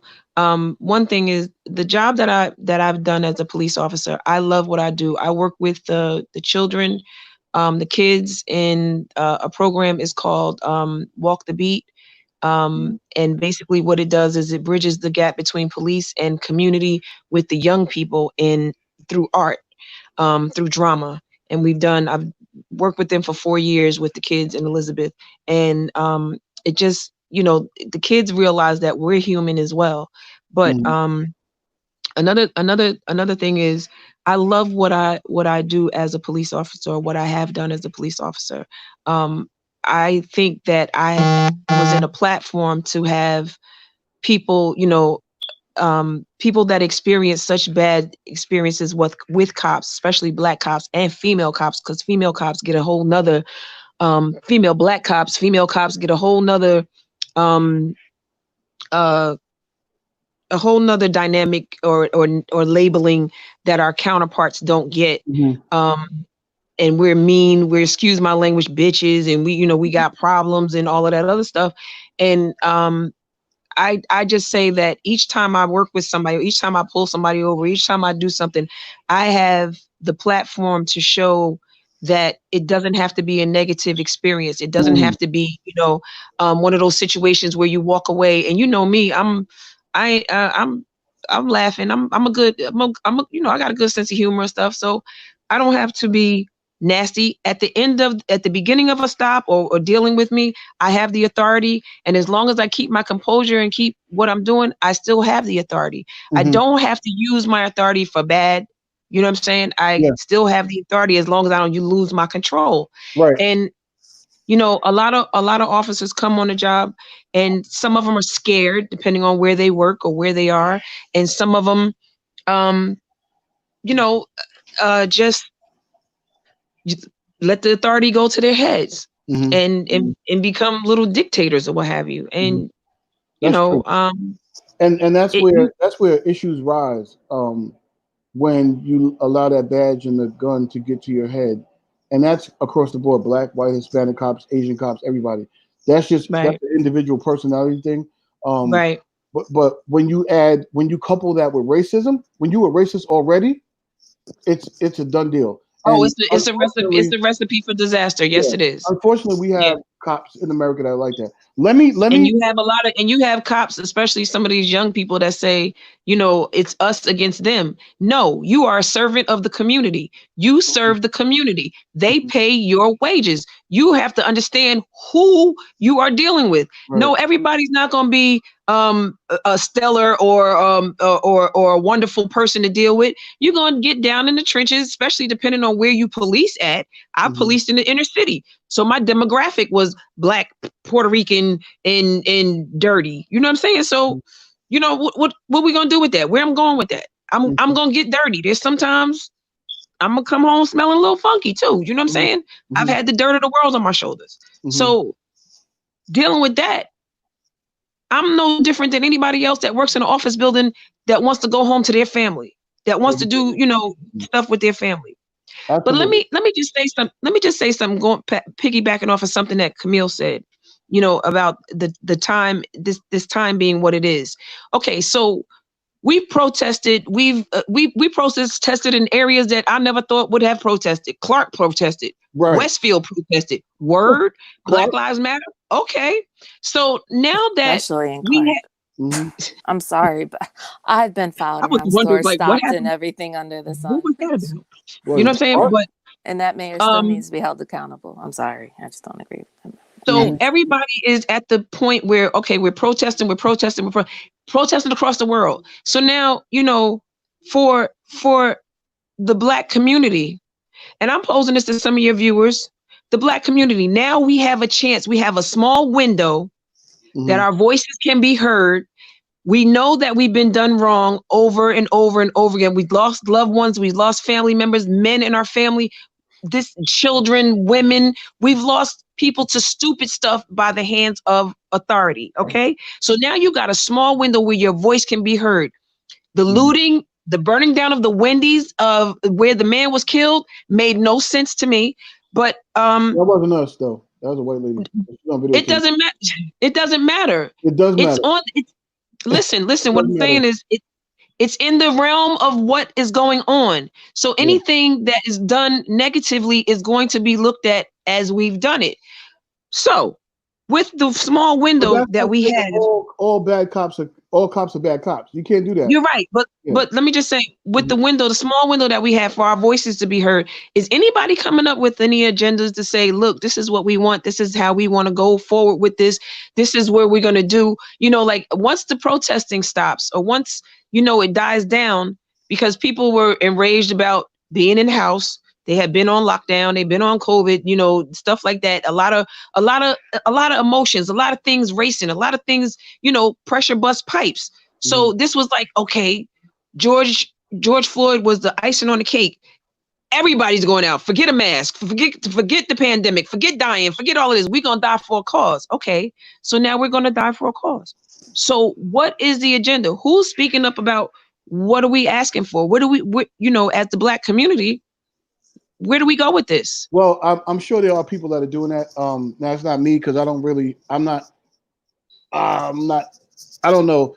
That's not ever been my thing. Not that I wouldn't do it, but I think there are people who are more so called to that part of the agenda. But if you look, Right. things are happening. Like I said earlier on my Facebook post, I had posted a status that I copied from somebody that listed about it had to be about 40 different things that are going on, laws that are changing, policies that are changing in America based on what we're doing. So there are some people talking, and they're making sure that they let the proper individuals know what we want. There are. I'm sure. I don't know any Okay. of them myself, but I'm sure because things are changing. Okay, so Okay. um, and And it's is changing. one of those things. One of those things. I'm sorry, I didn't mean to cut you off. No, no, no. You good? One of those things that needs to change. And that was one of the things that I would have loved to change. When I was in corrections, we had training on a regular basis. Hmm. Um, as police officers, you have your academy training, and then after the academy training, you train a certain amount of time during a year, um, for your firearms, certain things you train for, and then outside of that, you have to invest into yourself. Now, your job will give you certain trainings about things that you need to be mindful of, but one thing I always hear as a police officer, which I kind of irritates me, because it's a lot of people speaking off of speculation and things that they don't know about, is, Hmm. well, they you need to go back to your training. You need to go back for your training. Well, you have to invest in your own training. And that's something that, because you deal with such a vast variety of people, I think that's something that should be more um, pronounced in policing, is some more training for officers, Yeah, you know, um, absolutely. more training on a regular basis, not just for specific things, Hmm. but for all the things that we encounter. Like we deal with you know, different things in society that a lot of people don't even realize that we deal with. Hmm. You know what I'm saying? One, Mental one, health issues, I would everything. love yeah, one to thing ask. one thing I Oh, want sorry. is psychological testing on a regular basis. Because if you are indeed a racist, it is going to come out Yeah, in some psychological testing, definitely. and those people need to be tested and tried in order to stay as a police officer. Because those are the bad apples. Everybody's not, like I said when we first started. I have a good number of individuals who I don't know why Skelly's calling me. A large number of individuals who are in my circle, in my family, my friends circle, that are in law enforcement, whether they're COs, whether they're municipality police officers, whether they're in county, or whether they're state, or even in the government.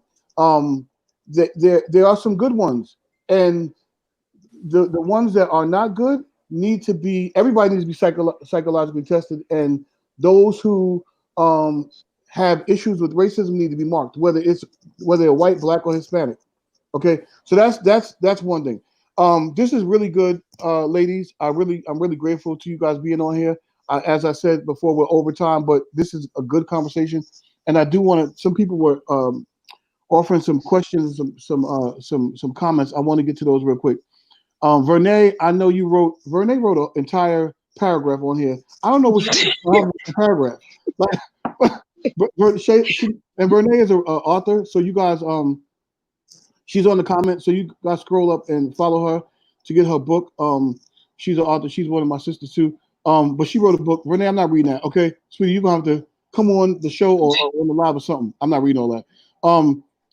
Let me see. Chantel said why, but why let him run? He was completely wrong. Adrenaline was running. Okay, that was to my point. So why not shoot a warning shot? That's something you might want to talk about. You Aish. can't shoot warning. Well, in New Jersey, you can't shoot warning shots. Why Okay. you gonna shoot a? What you gonna shoot a warning shot for? Sylvia put that. Sylvia, you can't Oh, shoot a one no, shot. Sylvia, we can't shoot no warning shots in Jersey. They clearly know each other. Um, Chantel agreed that no racism was involved. Naheem Taylor's watching. Shout out to Naheem. Say Um, that again. Chantel agreed that there was no racism involved. She said, especially with the climate of our current nation. Um, and then Brooke said he should have never took he should have never took no stun gun and shot it at the police after fighting with them. That was so unwise. However, cops need a serious retraining on all sorts of stuff. Got you, Brooke. Listen, not everybody's racist. Some people are certainly just crazy. I've met those too. Yeah, They ain't got but you know raceful what? in their body. They just hateful You or know crazy or one thing I can Hold on, say hold on, is hold that on, hold on. Shout out oh Lonnie and shout out Vanessa, Lady Vanessa, all the way from California. She's in not California. We are in Arizona. Arizona. Hi, Lady Vanessa. Lady Vanessa. Chantel, Hi. question. Oh, Chantel, you got to put the question here. I can't be doing all that. Go ahead, Camille. I'm sorry. I actually No, wanted to I was ask you a saying. question. Oh, I'm sorry.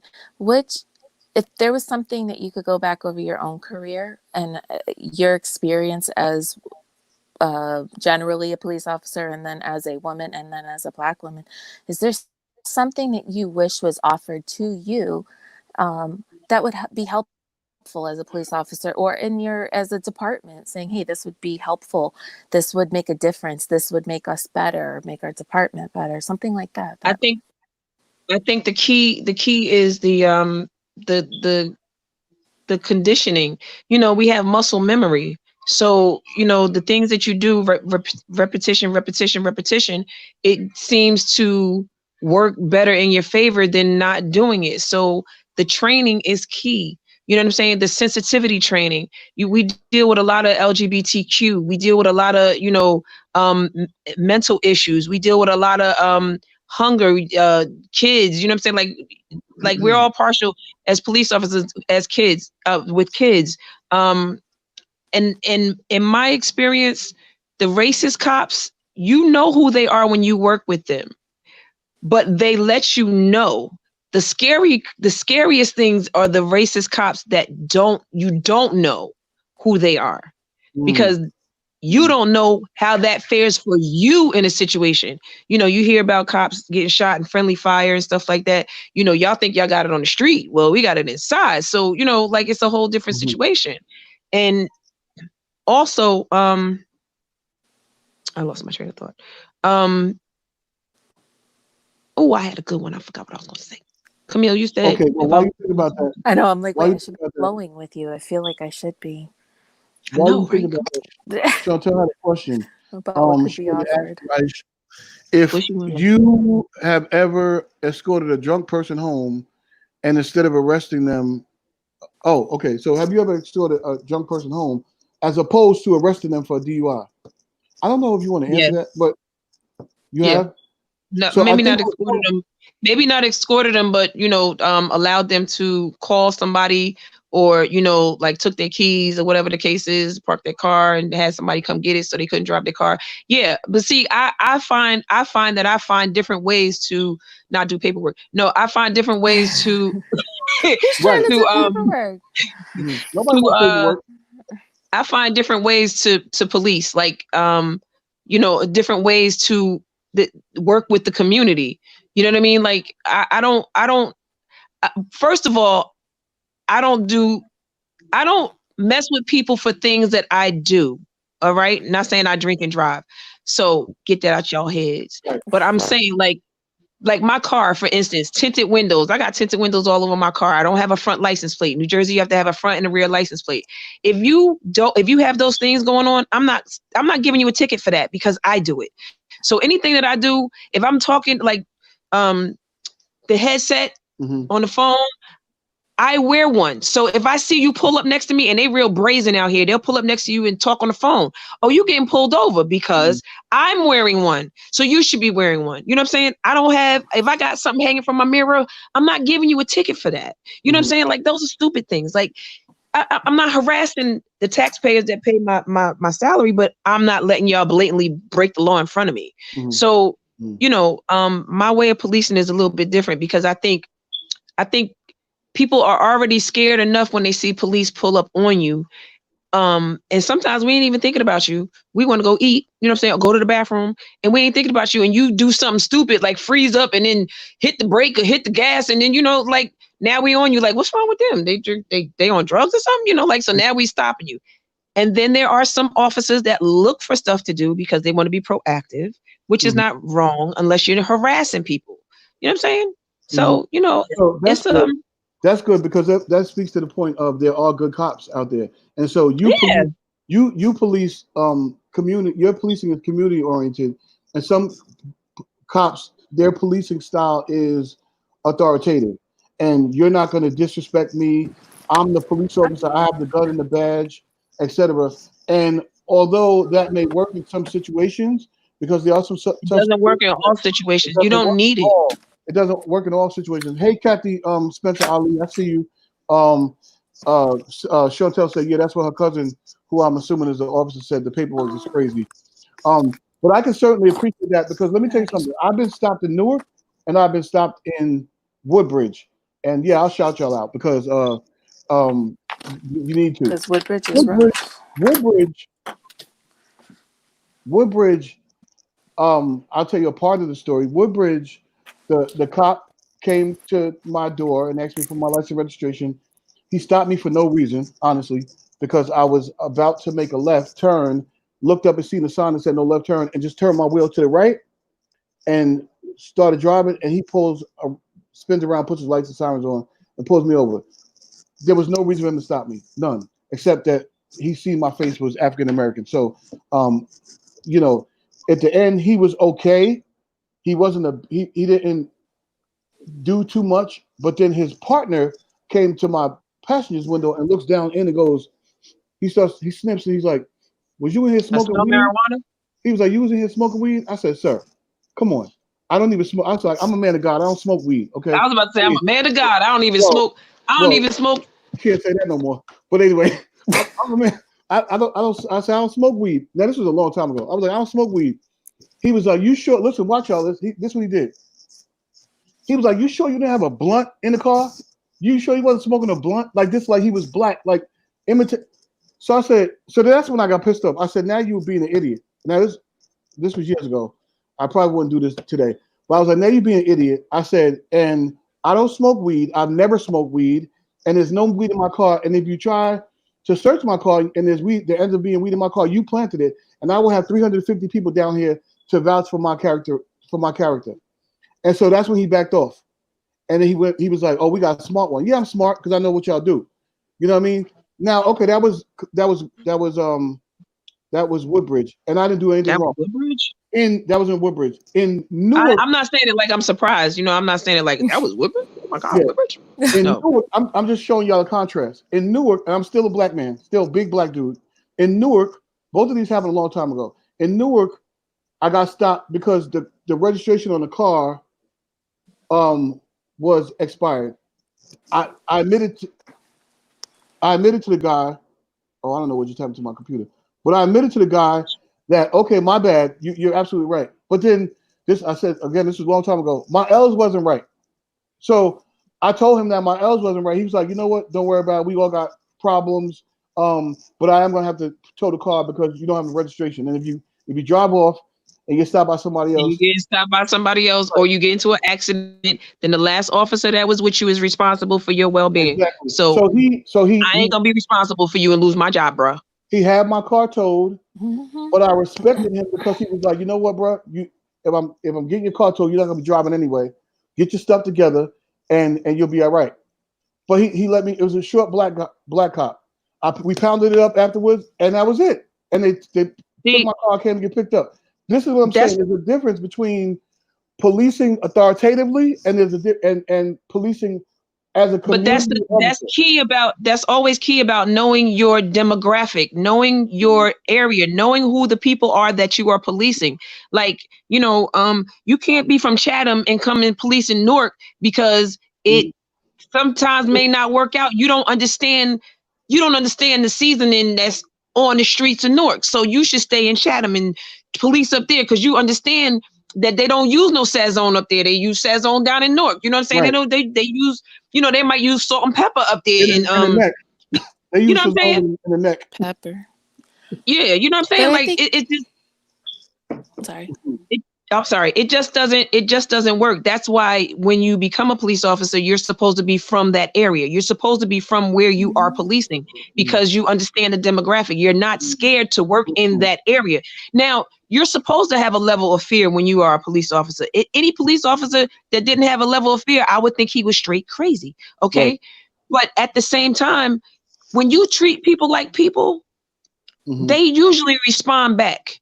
Exactly. Even now, I've had situations where we've gone to a club and arrested some people, and guy calling me straight out my name, called me everything underneath the sun except a child of God, and told me I was you ugly, you poor, you know, all kinds of stuff. And you can't have thin skin with that, because if you allow somebody that you don't know to tell you something about yourself that they don't know, something's wrong with you. You know what I'm saying? Like, write the paperwork, get it In out, general, whatever. yeah, in And general. then they come back. Usually they come back and they'll say, "Yo, miss, you know, I was upset because the cop just, you know, he arrested me and did it." Look, sometimes you have to use more force than you expect, and sometimes you can get, like I always say with the job, 90% of the job is using your intellect and your mouth to talk. 10% is using your brawn. There, 90% of the situations, even dealing in the inner city, you're not using your brawn. You don't have to use your muscle to slam somebody on, you know, like you ain't gotta slam nobody on their neck. Sometimes you gotta slam somebody on their neck. Right. But fair is fair. You treat people like people, yo, the world, the streets will back you up. And that's something I was taught. Yo, I did the police academy in Newark, and I had some of the best training that took me throughout life, not just in my police career, but through in life. You know what I'm saying? And my instructors were awesome. But the policing in Newark is totally different than anywhere on the planet, other than Jersey City and Pat. You have to be tough No. to work there Patterson. too. I mean, it's tough. Yeah. You like even Yeah. in my job, you have to be 100% intellectual. Yeah. Because I've gotten it all. I've been threatened. I've been everything. I've been assaulted. I've been, you know, throughout the years. But one thing I wanted to say, what you were saying about community, is it's going to tie it all together. Honestly, pandemic or racism or just straight out crazy and hatred, totally non-clinical terms. But empathy turns into relationship. And relationship, when you know somebody, when you get to know somebody, it's a lot harder to go against them. When you're willing to listen to somebody and empathize with them, some people look at me and they're like, how do you even deal with that person? I've had people come back to me and say, I just wasn't thinking right. Like, I'm sorry. I've been, again, cursed out, everything but child got called everything. And it's like, no, when we push towards each other and we're willing to create relationship instead of being divisive, because listen, we all know the truth. A divided house is going to fall. And we are one house. I'm sorry, but we are one house. And we are divided. Right. Well, we're going to fall. We're going to fall because we're more interested in being divided right now than unified. And we need to learn to push in, lean in with each other, lean on each other. And we need to learn to we have to call out what's wrong is wrong. And it is what it is. But then we come together and we learn relationship. I just watched this movie. Did you guys watch it? The Best of Enemies with Taraji Henson and whatever the guy's name is? Netflix? You have to watch it. No, it was actually on demand recently. It's about, and it came out last year. Oh, yes, The Best of Enemies. Yes, I did watch it. Yes, I did watch it. Atwater it was back in Civil Rights. C.P. Ellis. It's a true story. These people hated each other. He was the head of the KKK in his area, and she was a strong Black woman who was, you know, a community activist. And when they went head to head and like they were, you know, the town was pulling them apart and they were hating, and the man was there. They were best friends. They ended up best friends until they died like 10, 15 years ago. That's from 1971. Why? Because they created a relationship. Because she came out and said, no, I'm going to get to know you. His wife was like, no, I'm going to get to know you. Let's get to know each other. Because also in love, we can change people's minds. I know people who say, oh, because of the color of their skin, I'll never trust another Hispanic person. I'll never trust them. Listen, until you get to know me, you don't know me. And so I don't know you either. We could sit here and have a conversation. It's a lot easier to get angry, pissed off, and hateful to somebody I've never seen or laid eyes on before. But guess what? That's not how I'm going to love them. That's not how I'm going to win them over. And they were created just as equally as I was in God's sight. Absolutely. The same God who created me created you. And but you know, relationship, it's key. Empathy, love. They're not cliches. They're reality. You'll find when people, like you said, empathy and humanity and things of that nature. you find that you have more in common than not.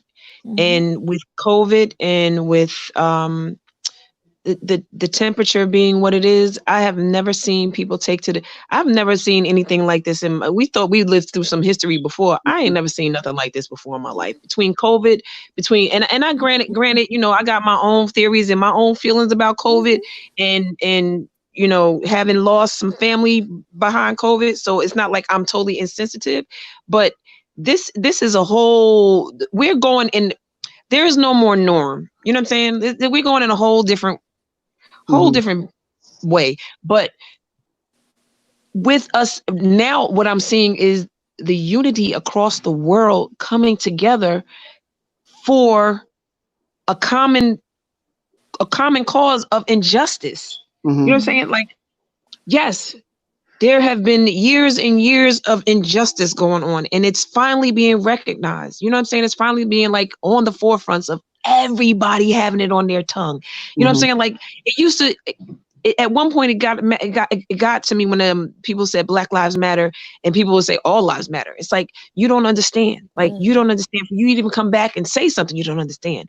But yes, all of our lives do matter.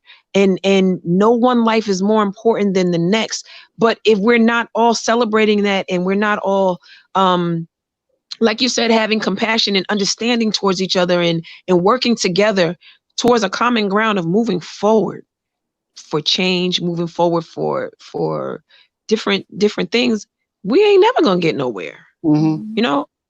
So yeah, Camille, you make it good. So listen, we are not gonna go over 9 o'clock. We're But your I best do have guest ever. my sister in the background. I'm gonna bring her on and let her ask her questions or make her comments real quick. Y'all put your virtual hands together for Chantelli. Okay, sorry, that's my Chantel Rogers. Okay, Chantel is my Chantel Rogers. Hi, Chantel. Chantel is my godkid's mom. And Chantel is They only got one mother. Chantel is in the middle of a PhD program at the end. So shout out, okay, to another Go ahead, doctor. Hey, okay? Doctor, okay. But Chantel, wait. Before you do your thing, right? I want to play something that just had me hollering earlier. This is just a comical break, okay? Y'all don't judge me, but and there's a little bit of profanity in it.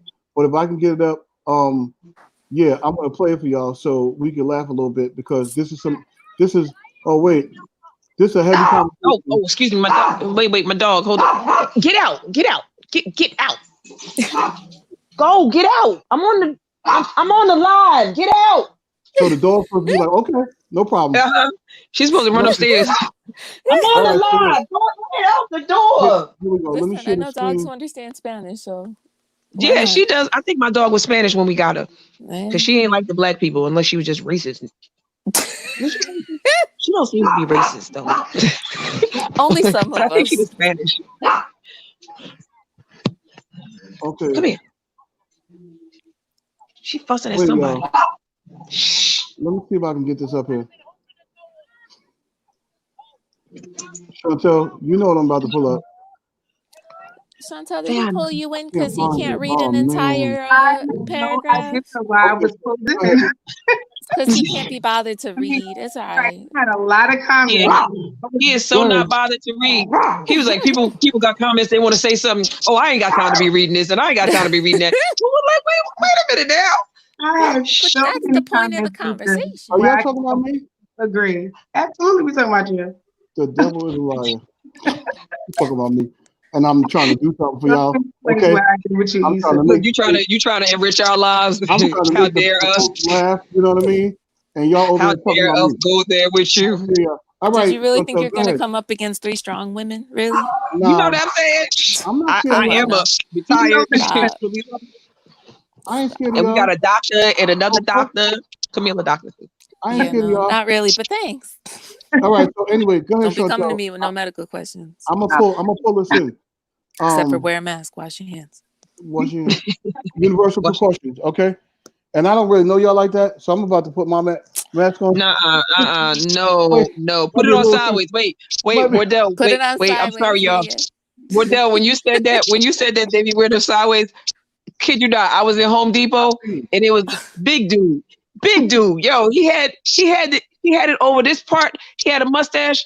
He had it No, he over this part of his face, and you can see the mask. The mask was like, no, get me that was off my this mom the other day. Hers was inside out, upside down, and halfway right Yeah, here. I'm like, Mom, there's just no. to cover here because I gave him some water and he wanted to drink it, so he lifted it up and it just covered it up. It was walking around like this. We should be I'm not- sharing mask stories. This I'm not could go about this on. mask life, okay? And then to You're not mask about. life You're a little bit. homeworking. I'm To- wearing it 60 hours a week between I the know. commute and I- work. So For, I for remember you, that. I have a okay? permanent bruise here from it, y'all. For you, Oh Permanent. wow. I'm not about this mask life. Just going to the supermarket, okay? So I'm you get not. paid to wear your mask, okay? I'm not, okay? But Yeah, anyway, because I get paid enough to wear that mask all day and not breathe. I told And you end I up owe in you. the ER not breathing. I Stop. owe you a Starbucks card, so you can get that. Chantel, what you had to say, I Mama? thought we weren't doing Starbucks. Oh Sorry, no, Chantel. I basically said most of it. Issa, I appreciate your point of view. Because I had a couple questions and we're watching the videos, and quite a few people, when we are all on social media, we converse and talk based on our introspects and our aspects of what we saw. And my introspect was I have to in this season think outside of just being a African American woman because I have family. I just recently had another cousin who just graduated from Patterson. Shout out to him in the academy. And in my mind, Oh yeah, he's in Patterson. God bless him. exactly. And my other cousin in Miami, and he deal with God South bless. God Bronx bless him. all Oh, day. God bless Seriously, him. God bless him. And I thought in that respect, when I saw him gravitate at that moment, the hood picked up in me because I'm, doctor, but I'm like, cuz do what you gotta do to make sure you come home at the end of the night. And that's what the conversation was. And I get it that we're in a space where we're trying to understand how in this climate, what's happening. However, these police officers were more than patient with him. They conversed with him. They had dialogue with him. They laughed with him. They Everything. laughed with him. They had him pull his car out of the lane into the parking spot. There were several common conversations where you could see they were trying. And then in a turn, like they went to put the cuffs on him. At that point, you resisted arrest. And that's when I was like, wait a minute. The situation, and I mean, I have family that's also attorneys, and it was like, oh, but they could have done differently. They could have drove him home. Absolutely. But in that moment, they were going to arrest him because, mind you, how many other drunk people was in that line? And I said, wrong is wrong. So if they had other drunk people in that line that they would have had a phone call for, what were they going to do? Let everybody walk home and park all the drunk cars in the Wendy's parking lot? There was so many thoughts going on. But I said, they're not thinking like, I don't know. And I agree with you 110%. We think our police officers, especially those of African American or those those that are of Caucasian heritage or ethnicity, is supposed to think in a space of how do we dissect this situation 1,000 times over, in the midst of adrenaline rush, going on. And Right. Are racist cops that will initially act on their racism factor, absolutely, and use their law enforcement as a way to engage. However, in that moment when I saw them do so, he beat both of them up. He really beat both of them up and grabbed the taser. And at first I had to look because I was like, wait, was that a taser or was that his gun? And you said it perfectly. He could have grabbed the taser, hit the cop, and then went for his gun. Now what? And I thought about that in my space because if my cousin as an African-American police officer pulled over a Caucasian man and that happened, what would they have said at that point? You understand what I'm saying? I had so many comments. That's why Wardell was like, no, let me just. No, you're just going to come on here because you got. And I was telling him off, like, why? You put 3 opinionated strong women on the line. You want us to get off, and your show's an hour. We're at 2 hours and 4 I'll minutes. shut it down. Stop, Okay, I'll hit the end broadcast. Oh, well, wait. And I'll Because never we come on can't your find show each again and other? speak about police. I see you I enough. really appreciate your perspective because it was confirming what I had discussed with my cousin on the back end. But in addition to that, with the conversations that I've been engaging with on social media. People, oh, but I get it, you're right. And the only reason why it's a little above the notch of where going into a space of anger is because of the climate right now. Like, Yeah. I honestly believe it. Mhm. Because if this was prior to the climate, it wouldn't have been, everybody been like, bro, he was wrong. No, it would have been because we've been getting killed by white cops. No. I think if it was before George Floyd, I agree with her. If it was before George Floyd, it would have been like, well, damn, he took the taser. You know what I'm saying? Why he do that? Why he fighting? No, I can't agree. I'm gonna tell you why. Because if you look at, don't put your. We all did the same thing. Watch this. Look, everybody. What? We can take these things video He by chose video. this, guys. Remember that. We can take now, with the exception of George Floyd, we can take these things video by video and see what the individual that got shot did wrong. Okay, but it still does not negate the fact that there are racist cops out there who, from the beginning of the stop, look to do some harm to this individual because of their color. Correct. Okay? I know what I was gonna say. What I said that I forgot. We can look at a lot of them. Wait. Before I forget. Before I forget, like I told you before, I work with racist cops. I've worked with cops, and the cops that I work with are pretty good cops. You know what I'm saying? And I don't believe that the majority of them wake up and say, excuse my words, y'all. I think I'm gonna go kill me a nigga today. You know what I'm saying? I don't think that that's the mindset for the guys that I've worked with. Okay. And now I'm not saying that, the Jersey climate is a little bit different than all of these other places that have had have had these instances. You know what I'm saying?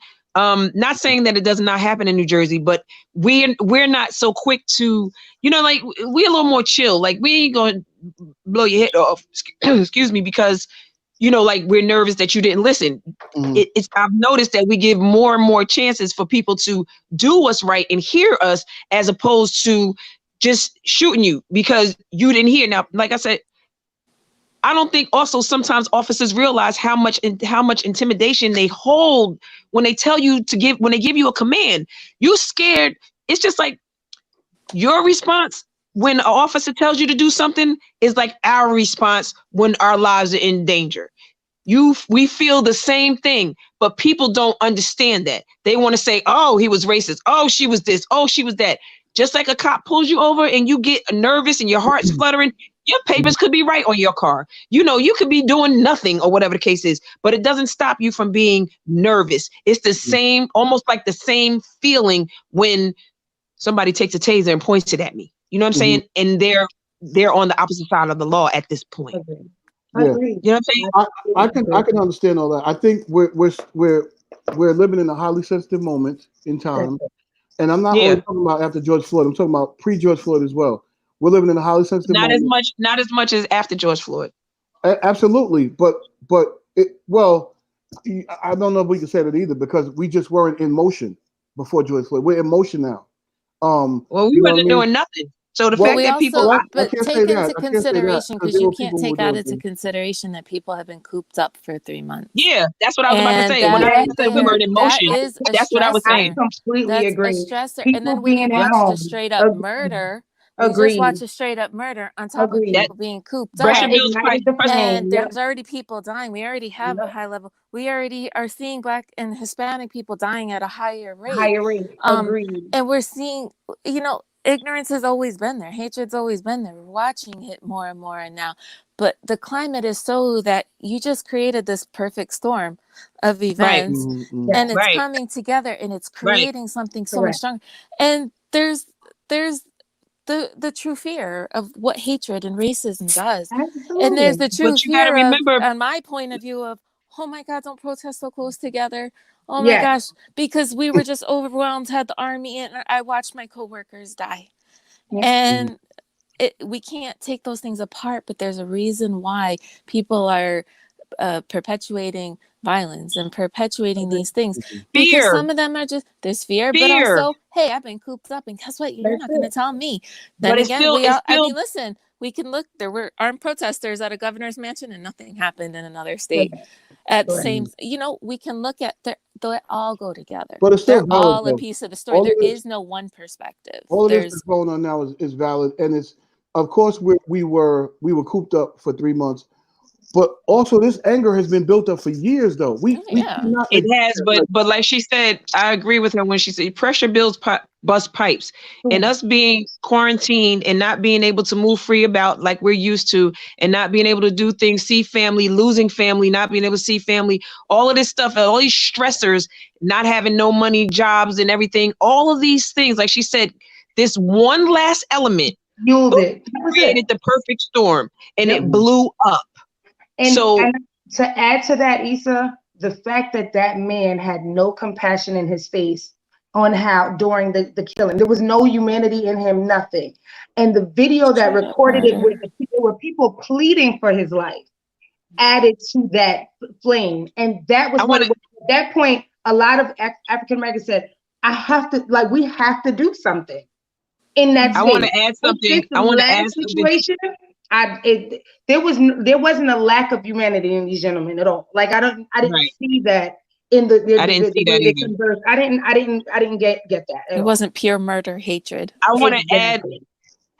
add something to what you said about the George Floyd killing, and something that I said before about in the internal workings of the police department, and how you sometimes your authority becomes with men. Men have that testosterone thing, and sometimes you show off to like his whole thing was also I understood, and people may not be able to rock with me on this one because me being in the inside of a police department, understanding how macho men are, and how like the police game wasn't nothing that women were invited to, so it was all a male's game. You know what I'm saying? We started breaking that glass ceiling and coming through, so we sprinkled some flowers in there, even though we had we made it smell good or whatever. So the chicks are here now.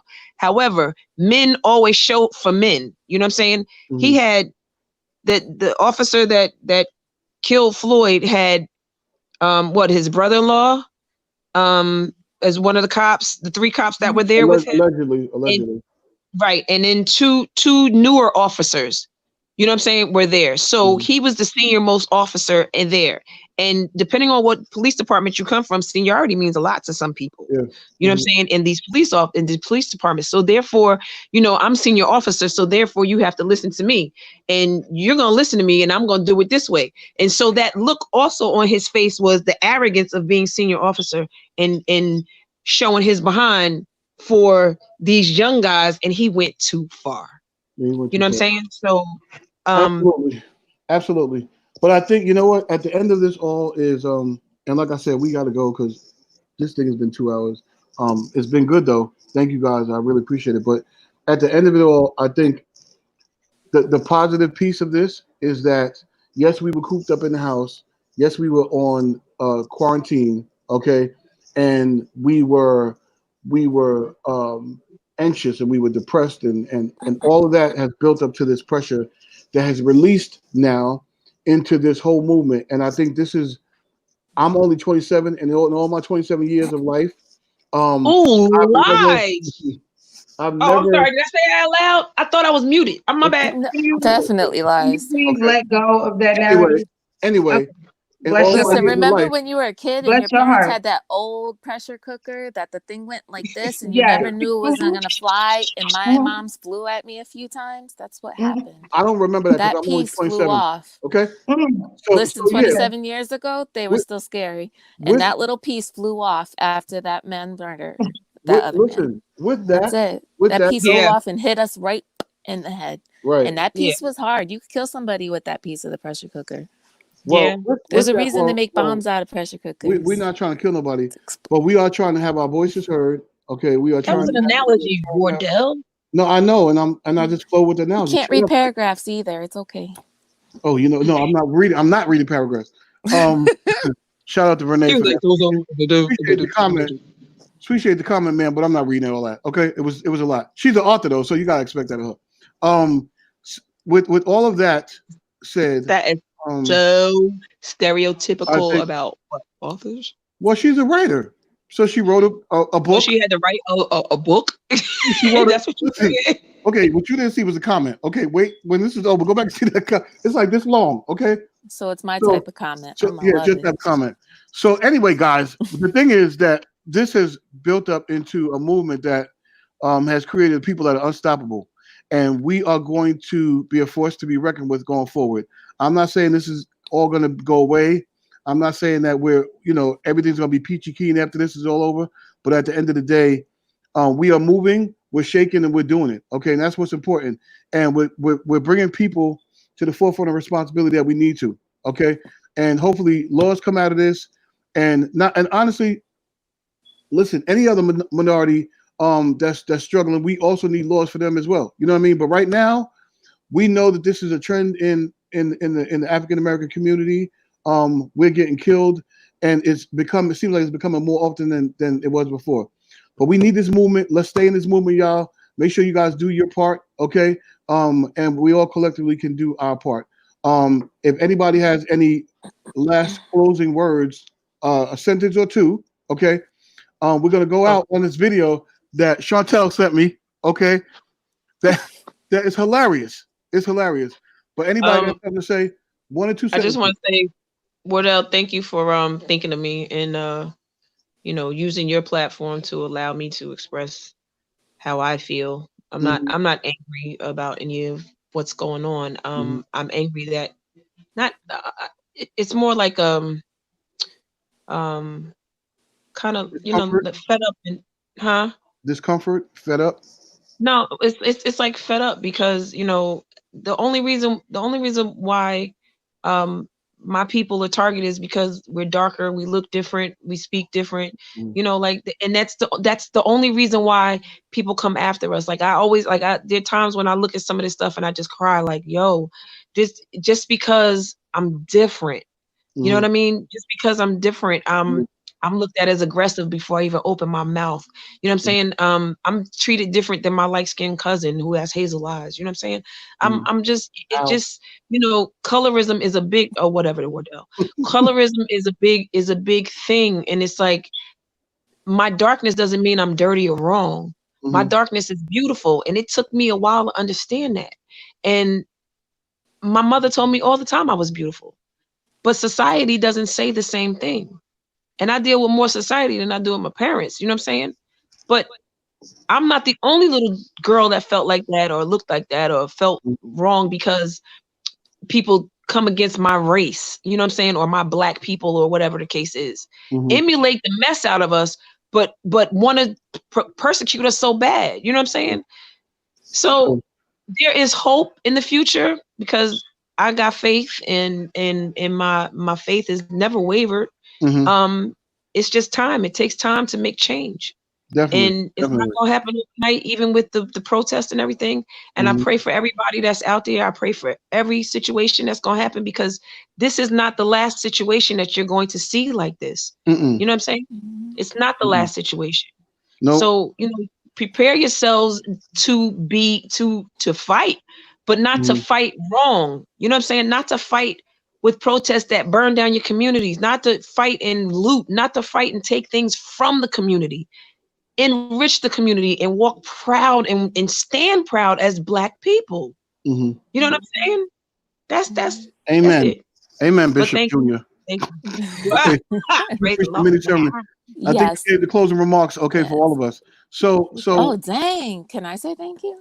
Yeah, you can say, yeah, I'm Oh, sorry. no, thank you. No, thank you. I'm good. No, I can't Camille even got say it. thank you. Listen, Camille got it out for me, okay? Because at one time she stood up and held the parking space for me. She I got got it out other for me. things to talk about too. How many times you put me on the camera at church? I could be under a chair in the back of the church, and I could Okay, look and behave like, yourself because whoa. I'm Yes, still. Camille, I And you totally will agree. still find Yeah, behave me. You'll yourself catch because I me still. and his guy kids somewhere in the corner.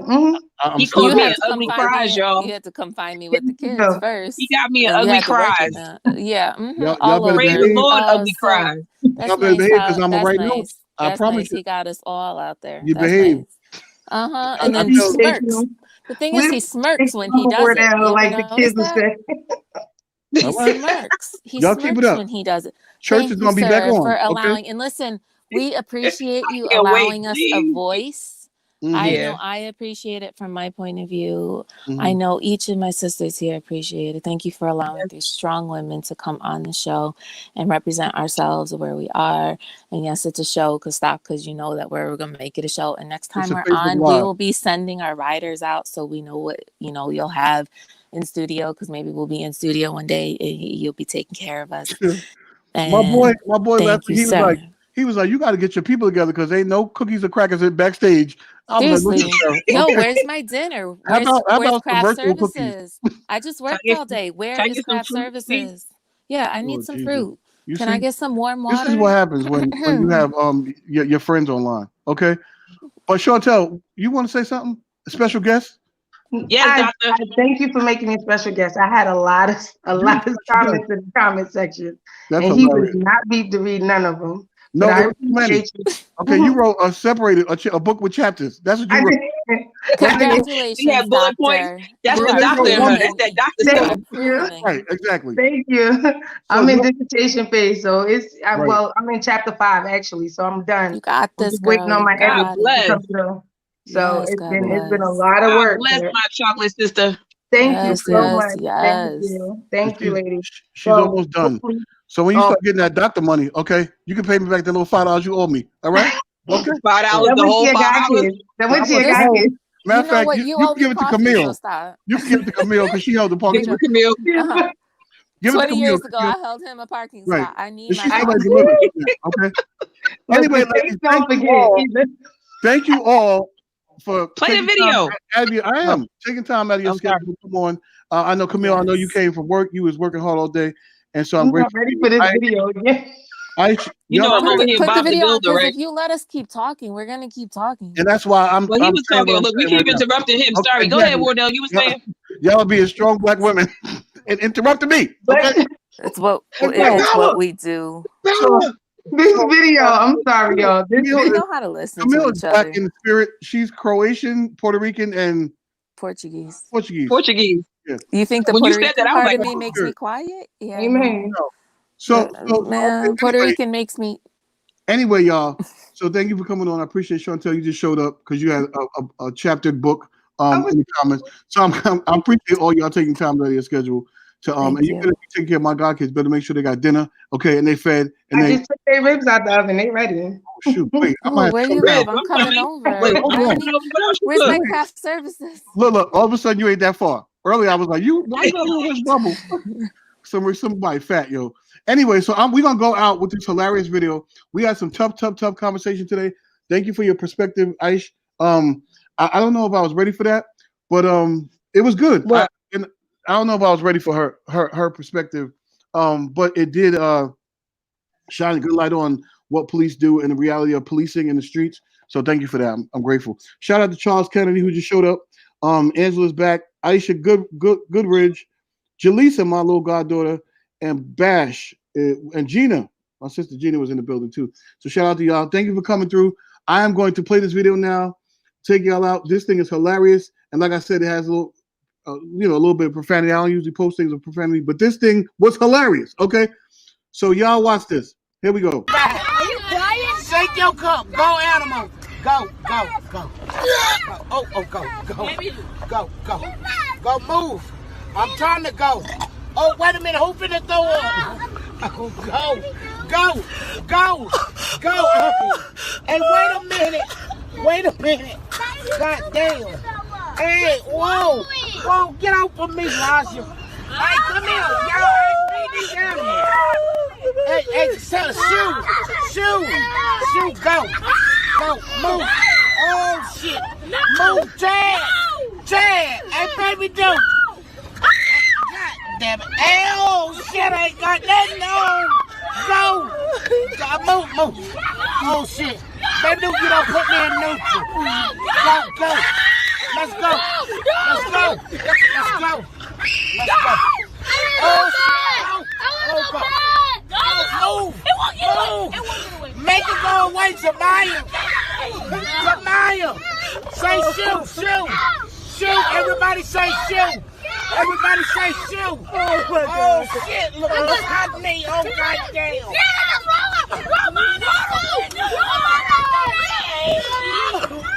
Oh, my God. Somebody run the window. I did. Hey, go. Go. We don't have nothing for you. Hey, this thing. With a window. I threw up. I gotta change. With a window. He threw up. God damn. What, that big animal right there made me throw up. It's nasty. Wait a minute. Yo, can I go? Oh, Stop. move animal. Rocket. Move. Oh my God. Okay, I'm let's never go. going with this. Let's go. Go.